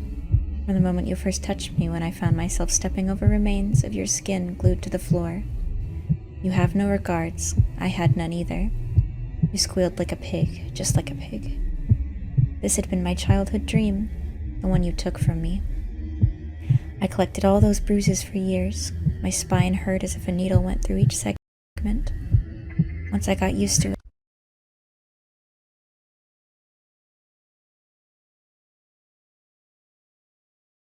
Oh. it, I didn't think about it anymore. But you made me think about it forever when you made that mistake. You made a mistake. You took my angel away. You took my angel away. You took my angel away. You took my angel. Do you think the uncle killed a dog? Is that on? That's, you think? Then Lacey goes to the left.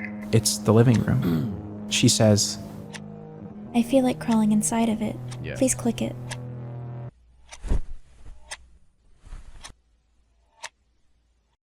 We're not even halfway. I know no one forced me back inside. But this pain just hurts so comfortably. Oh, I found a key in the middle of my edgy moment. Now it feels dumb. upon re-entry to the main hall, all of the pictures change to that of a dog, and it returns to normal just as quickly. We go upstairs.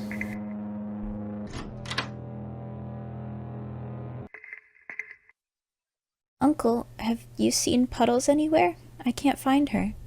I checked everywhere. Everywhere. Stop laughing. Lacey checks the bathroom. It's always filled with blood in horror games, but this is just lemonade. I've tasted it. I'm not afraid of myself. Let's look just for a little bit.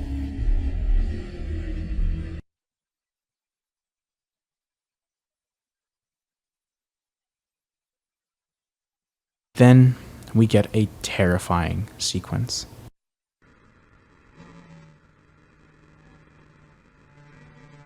And it sticks and it smells. Oh, I get it now. Someone melted here. Pulverized remains enter my pores. Blood and the rest of an eye. I suck it all up. My legs smell and turn yellow.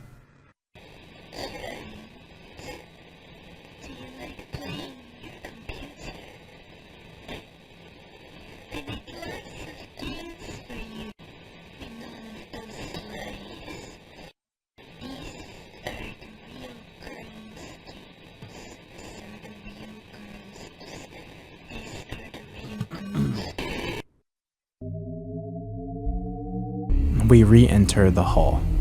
Now all that's left is rooms 1 and 2. Lacey's room.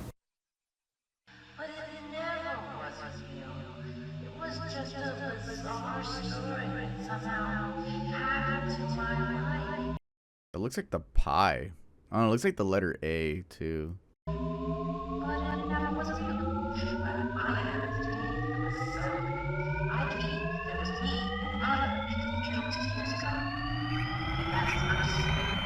I was thinking of getting a cat this time. Yes, a small fluffy kitten. Okay, we already caught up on that. Ice cream. Kiko shall have so... will be so fun. I will listen to them all day long. That was the dog? That thing that came out from under the bed is the dog? That looks like a pig. This is the dog? This looks like a pig. I thought it was a pig this whole time. Like a pig, the ones that were eating at the dinner table. That's Puddles? This looks like a fucking pig though. I don't see the form of it being a dog. I've seen what you'd play. My sweet little doggy. My little angel.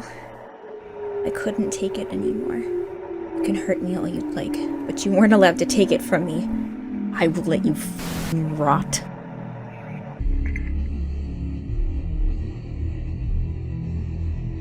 I can click here to end it all. Should I light myself on fire and wake up? Whoa, this is new, right? Goodbye. Yeah. For years it was barking at the wrong tree. It's the uncle. The pig is the uncle. Since becoming too visible on his skin. He always worried about the serious things. But now, when his time is back, I was the dog that bit his neck. I was the dog that bit his neck. Phew, it was just a nightmare.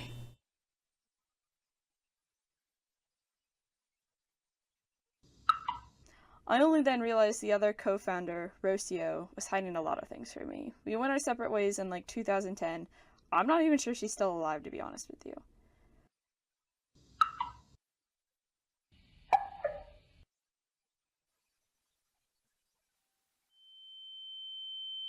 Every time I turn up the audio, there's some like loud ass noise. And that was Lacey's pet shop. Jesus Christ. Let's try to break this down.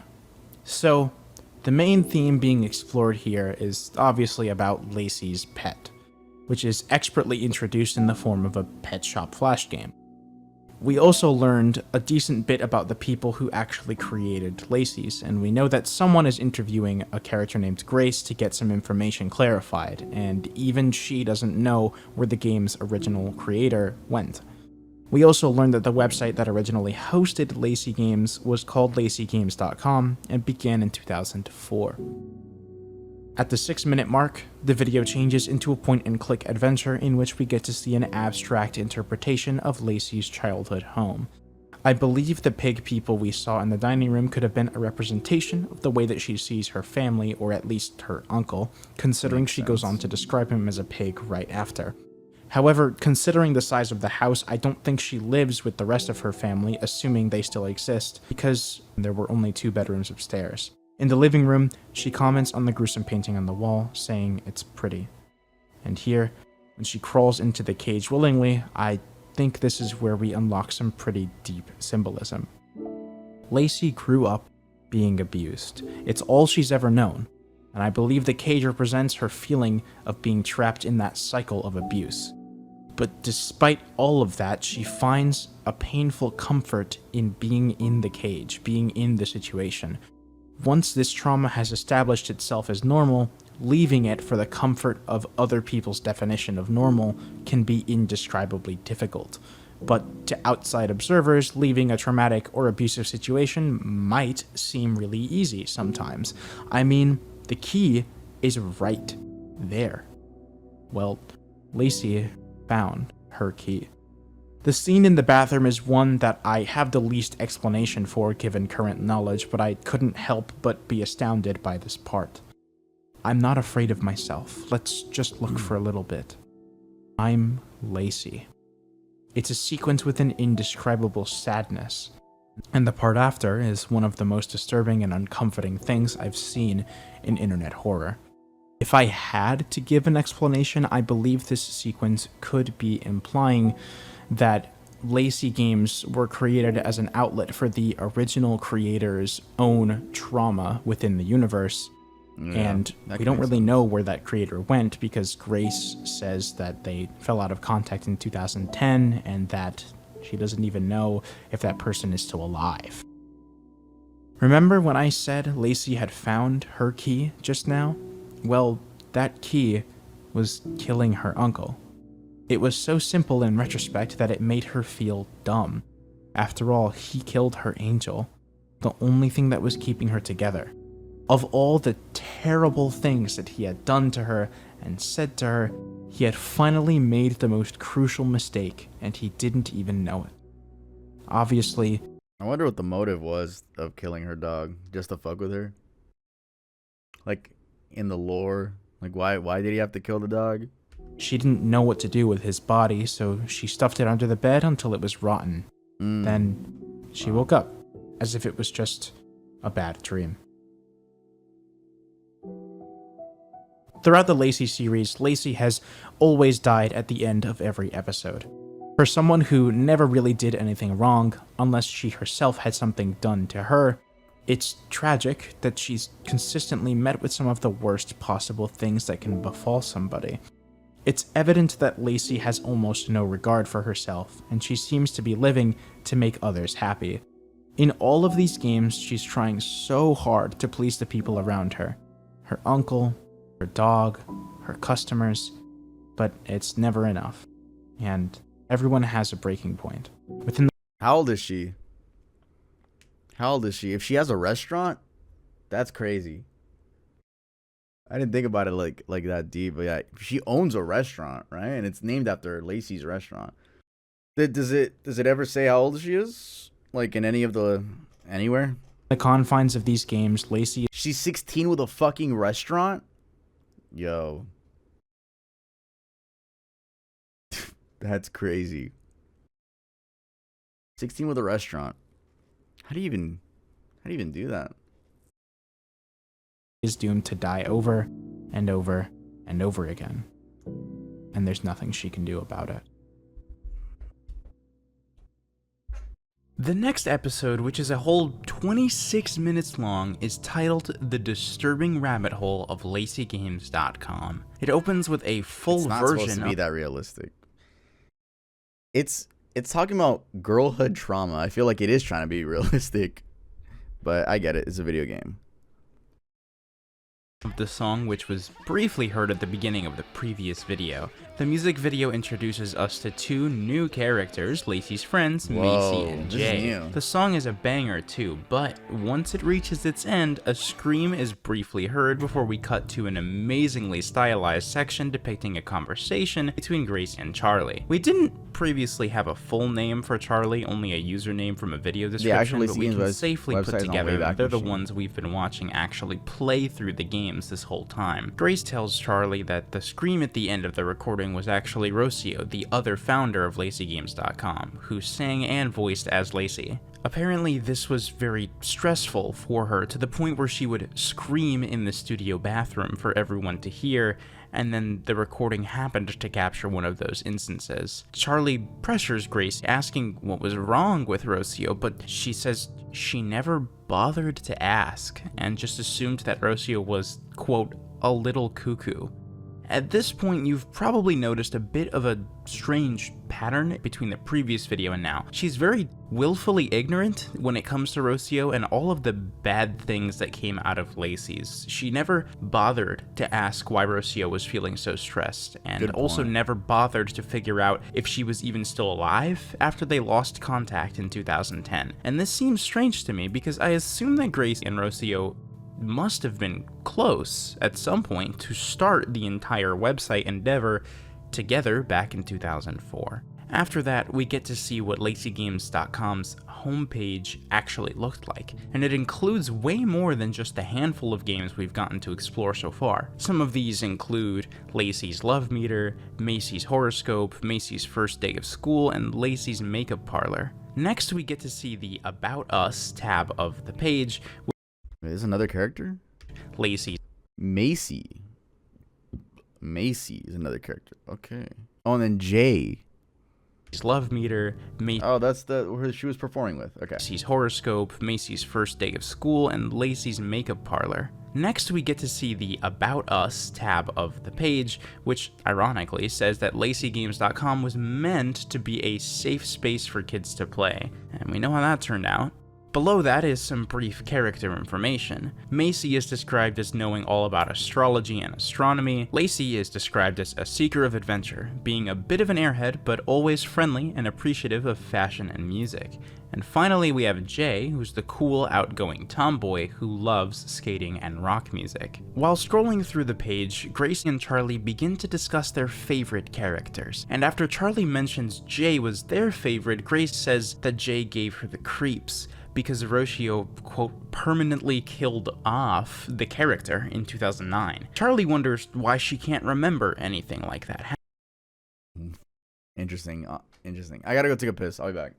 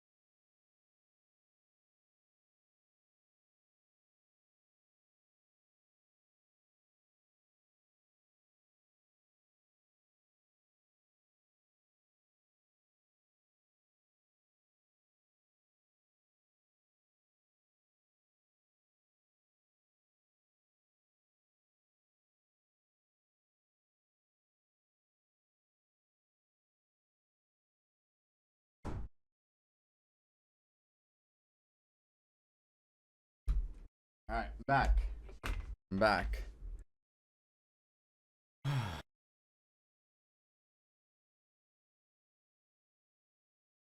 Happening, into which Grace just dismisses it as trauma repression and tells her to just play Jay's skating game. And after a brief loading screen, the game begins. I do wash my hands, what the fuck? The game is super simple, both in how it controls and how it looks. When Jay hits the floating arrows, she speeds up until she reaches the goal. Yeah. Unfortunately, Charlie isn't very good at video games, so we get 2 deaths before anything weird can actually happen. Once level 2 gets completed, the screen glitches and freezes for a brief moment, and the numbers 0, 13, -2, 0, and 0 appear on screen. And to be completely upfront with you, I have no idea what these numbers mean, and I'm probably not going to bring them up again, so hopefully someone smarter than me can find some kind of meaning in them. On level 3, Jay hits an even faster boost section and starts zooming through the stage. At one point, the weirdest looking bird I've ever seen flies by for like a split second and then it's just gone. And Jay gets stuck flying through the void after the game suddenly runs out of buildings for her to jump between. Then the finish line jumps into view and we move on to the next level, which is where everything starts to go wrong. With little warning, suddenly Jay is thrust into an insanely fast speed boost, now going so quick that the countless stop signs zooming past her are unreadable.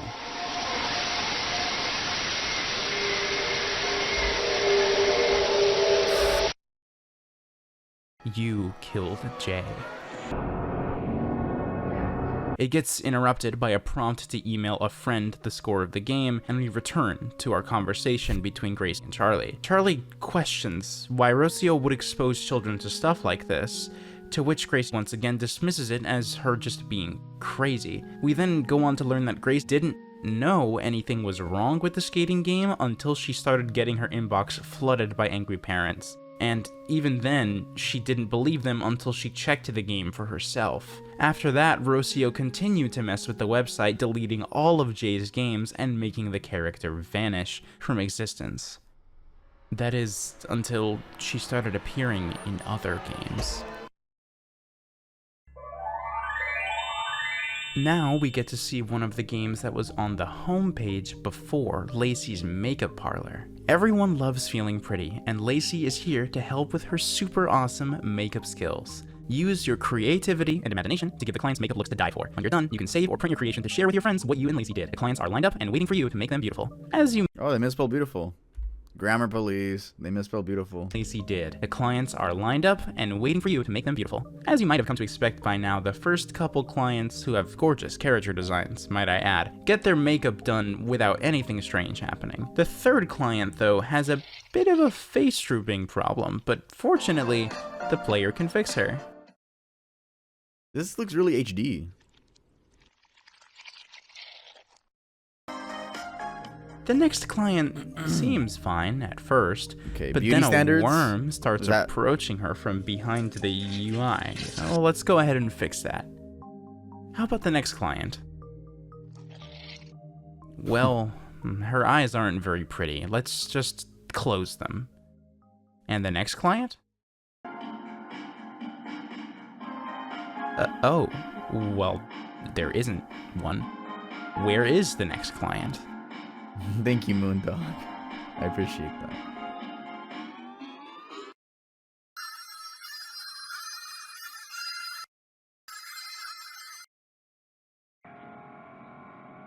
No, no, no, no, no. No, no. No. I'm not here. She's not here. This isn't happening. No. No, no, no. I look so ugly when I grieve. When I'm crying. No, no, no, no. No, no, no. She's just a client. She just needs makeup. She just needs her makeup done. Yes. Yes, yes. Yes, yes, yes. Yes, yes. She just needs to get her makeup done. Yes. Yes, yes, yes. Like me. Yes. Just need fixing. I just need makeup. Yes. Yes. Yes. Yes. Let's go.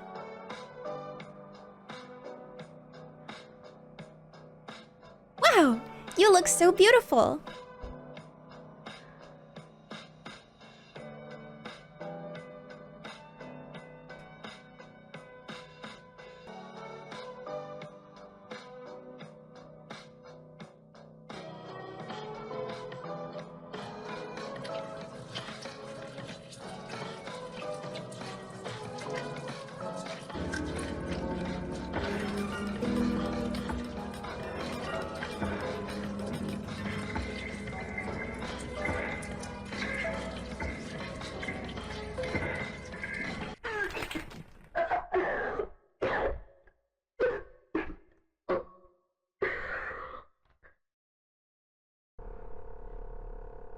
Whoa.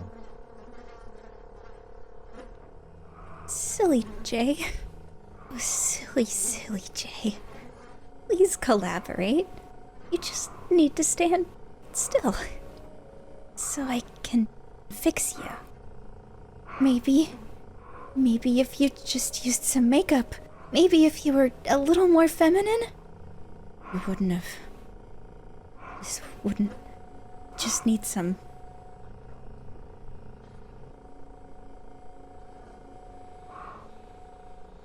Whoa.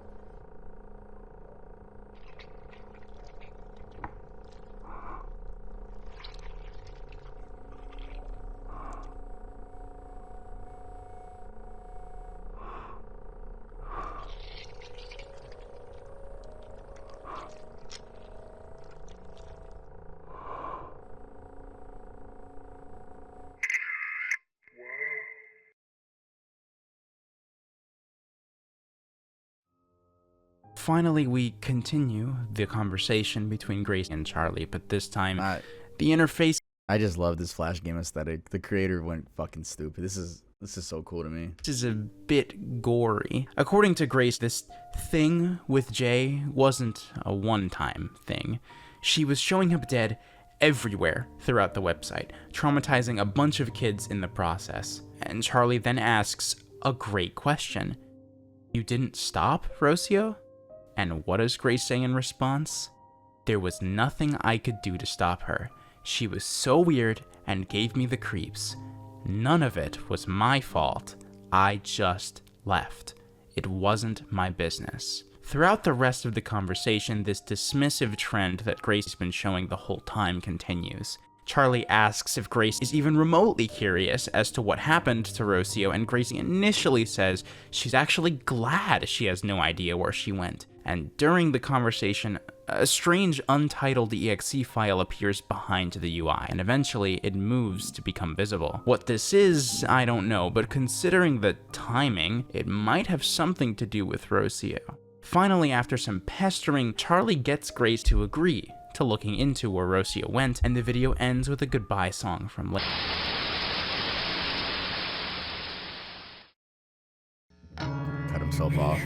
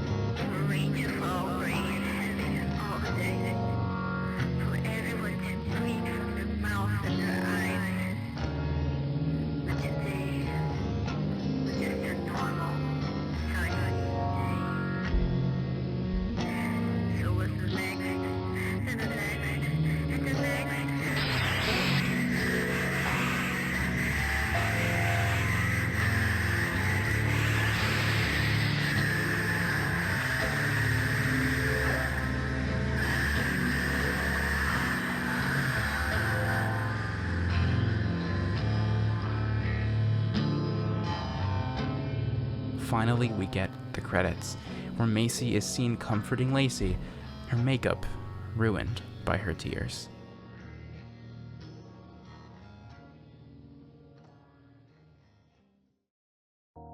Before we move on, I want to point out some of the finer details that I didn't already cover. I'll go ahead and cover them in order, but I'll be skipping the ones where I don't have much to say. First off, at 10:24, a brief freeze frame appears with lots of distorted text and a black silhouette of Jay. I can't make out exactly what any of the text says, except for one phrase, a proper girl. This is the first hint given to us that the reason for Jay's death is because she didn't fit the standard for what a girl should be like. She wasn't feminine enough. A bit later at 10:50, we briefly see an exchange of emails with the header concern over Lacey's game's character. Although the first two emails are really hard to decipher, I was vaguely able to get the gist that the original email is from a mom concerned that Jay looks and acts too much like a boy and that it's a bad influence on little girls, the target demographic of the website. The second email I pretty much can't read at all, but the third almost seems purposefully less blurry than the first two. It seems to say, I can definitely agree that a character that says I'd only be caught dead. They made a game, so basically it was a YouTube series that was staged as if they were real, and then they made that into a real game that has the Flash games in that game. And then this is just a review about it. Wearing makeup in one of Like her a lore games dive. is not a role model little girls should be having. I dive. don't know why they couldn't just keep Lacey and the other one and get rid of this boy-girl thing. Let us know about updates on sending emails. Maybe also block it in schools until then. And after that, we can see Rocio's very clear reply. Careful what you wish for. So now we have that bit of context. It seems like Rocio might have actually done this to spite people complaining about Jay not being feminine enough.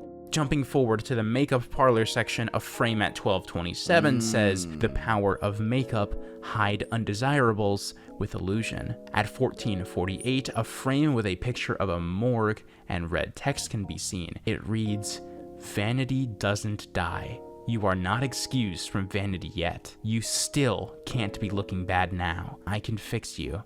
I can fix you. This is probably my favorite freeze frame of the entire episode. This frame appears before we have the wider revelation that Lacey is working in a morgue, and when I first saw it while watching the episode, it was really thought-provoking for me. I really like how the idea of makeup being used to make people look pretty both alive and dead is expressed here. Another frame appears between clients at 16:14, and if you ask me, I'd say that probably looks like a dead body.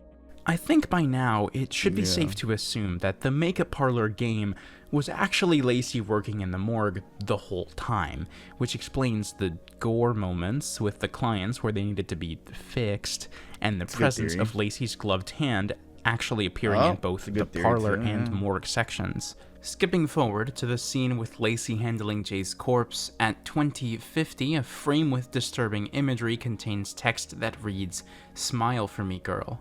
I wanted to cry so hard I'd vomit. But I smiled. I smiled because... Why does it matter? I'm here for display. I have to be pretty. And you don't look pretty when you cry." In the final musical number performed by Lacey, behind her on the wall we can see concert posters for her band, with now cancelled performances considering the loss of a member. The lyrics of the song are quite tragic, with Lacey expressing that After this, y'all need to go to bed. I know most of y'all... Shut the fuck up, man. Just don't tell me what the fuck to do. I'm going to the fucking gym, bro. I'm PST. That means it's 8 p.m. for me. For you fuckers, it's like 11. No. I still got my day going on. Nah, I'm playing. Thanks for caring. Despite her immense grief, the world seemed to move on without Jay so much easier than she did. The days after were just one bright sunny day after the next. Now, the final section of the video went by very quickly.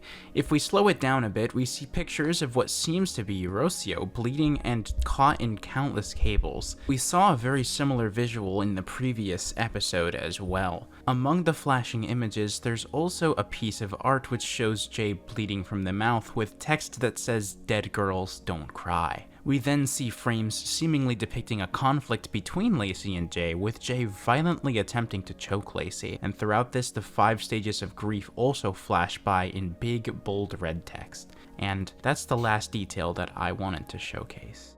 But what does it all mean? What's the underlying message here? The rabbit hole of LacyGames.com mainly tackles the cultural concept of femininity and how it can be damaging if taken to the extreme. Obviously, the act of appearing or acting feminine in and of itself is not any sort of issue. However, when you judge somebody else for not conforming to your own idea of the concept, such as those who criticized Jay for appearing too much like a boy, all you do is make yourself bitter and hurt the other person. With regards to makeup, it's a similar situation. There's nothing wrong with makeup on its own. However, the moment you make makeup a requirement to designate someone as being pretty, that's where I think it becomes a little stupid. But that's exactly what the makeup parlor game does. Even in death, makeup must be applied to make people's bodies look presentable, to fix them. And it's not like there's anything inherently wrong with that process, it just has an interesting parallel with the use of makeup on living people who feel as if they need to look prettier to conform to a standard that they themselves had no part in setting. In reality, there is no one correct way to look. In my opinion, nobody should ever feel obligated to present a certain way if it's not something they enjoy doing. I think everyone should be able to present themselves however they want, as long as it isn't damaging to them or the people around them. And if we flip the perspective on the third party, if you obsess over whether or not other people fit into your own definition of what they should be doing with themselves, you're probably going to end up causing more harm than good. And I believe that is the message of this episode. Overall, Lacey's covers a lot of interesting subjects in unique and intriguing ways, but I think the main theme at play here is the failure to meet expectations. In Lacey's wardrobe, Lacy needed help picking a cute outfit because the cute guy she was meant to go on a date with would obviously expect her to dress nicely for him. In Lacey's diner, Lacy failed to meet the expectation of her customers who were very hungry and impatient, and she literally died as a result. In Lacey's pet shop, the exact opposite was the case. She tried her hardest to fulfill the expectations of her customers, and, well, we saw how that one worked out. And finally, in Rabbit Hole, we saw Jay fail to meet the expectations of those who considered her to not be feminine enough. Lacy was also struggling with needing to be perceived as pretty because she isn't pretty when she cries, but how can she not cry after what happened? Of course, this ties back into the other themes of trauma, abuse, and the process of coming to terms with and moving past these things. In Lacey's pet shop, she frees herself by, for lack of a more graceful term, ridding herself of her abuser. In every episode before Rabbit Hole, Lacy always died at the end, but this time she didn't die, but she did lose a part of her, a close friend that she can never get back. And the way that she processes that grief through song, through art, through the comfort provided by Macy, that's an important message. We still have many questions left that need to be answered in the series, though. The main one, which I think is on everyone's mind, is what happened to Rocio? We've heard a lot about Rocio's strange tendencies and personality, as well as seen firsthand what she's willing to expose children to in the form of her own online games. It seems like a lot of what Rocio was doing was out of spite. We've also seen lots of visuals depicting her wrapped up in wires, injured or bleeding. Perhaps her character is a parallel to Lacy, someone who's experienced lots of hardship and pushback related to abuse and the expectations of femininity that weren't even her fault. Hell, if someone went through even a fraction of what Lacy does in the games, could you really blame them for acting out? I don't think Grace is off the hook, though. Although Charlie seems to just be our protagonist in the sense that they're the lens we're seeing everything through, I feel as if Grace is more important. Grace is hiding something from us. Her dismissive behavior seems strange to me, though it could just be a tendency to deflect responsibility and wanting no part in the mess that Rocio left behind. But I feel like she still should have stepped up to take some sort of responsibility, to try and do something about it. There's also, of course, the mystery as to why Jay and Lacy were fighting in the brief visuals that appear at the end of Rabbit Hole. If I'm correct in my line of thinking, when I say Lacy may be a parallel for Rocio, then it would make sense as to why we'd see Jay strangling her, the person technically responsible for her removal and subsequent death. But then again, who knows? I could be completely wrong. That's the beauty of interpretations. If we want the truth behind the questions left behind, we're just gonna have to wait patiently for the answers. I don't think any other piece of horror has ever been as thought-provoking for me as Lacey's has been. The writing, art direction, sound design, every single aspect of the series just knocks it out of the park. Huge, massive kudos over to Ghost Tundra, series creator, who makes some of the best art I've ever had the pleasure of watching and analyzing. Lacey's is truly horror cinema. I had a lot of fun putting together this video, and I'd love to hear the theories you guys might have regarding the series and its future. If you enjoyed the video, consider subscribing. It would be pretty cool. Anyways, 2 years ago, damn, I forgot. It just a reminder of how late I am to this. Fuck. But dude, I fucking love the game. I fucking loved the game, and I can't wait for it to actually come out. Because that was just a demo. You know a game's good when I get into the lore, bro. Because I don't give a fuck about video games like that. So, you know, that's the Hub stamp of approval. If I check the lore out, it's a really good game. Yeah, I think it's cool. I think the subject matter is the way they talk about it and the aesthetic. Literally, like, I fucking love it. It's so cool. But dude, I started streaming at 5 p.m. So I've been streaming for like an hour and 30, maybe like an hour 15, and I have to stitch the videos together. Okay, go to the gym now. Let's do motivation.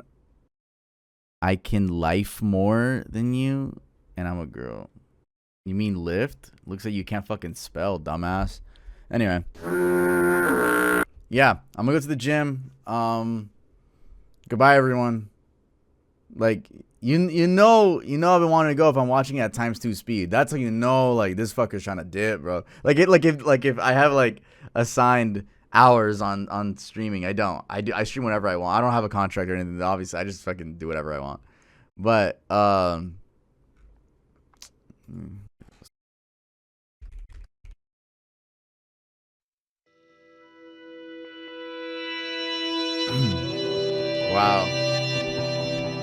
I'll try to stream on Wednesday, so every other day. I'm back. I'm trying to get back to it.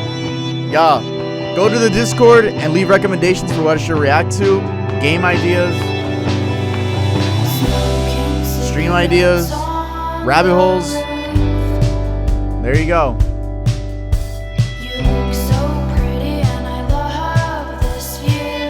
Thank you guys for being here. I appreciate you guys. I'm gonna set up OBS rather than Streamlabs because it annoyed me. But don't be surprised if we have like 2 streams left with Streamlabs.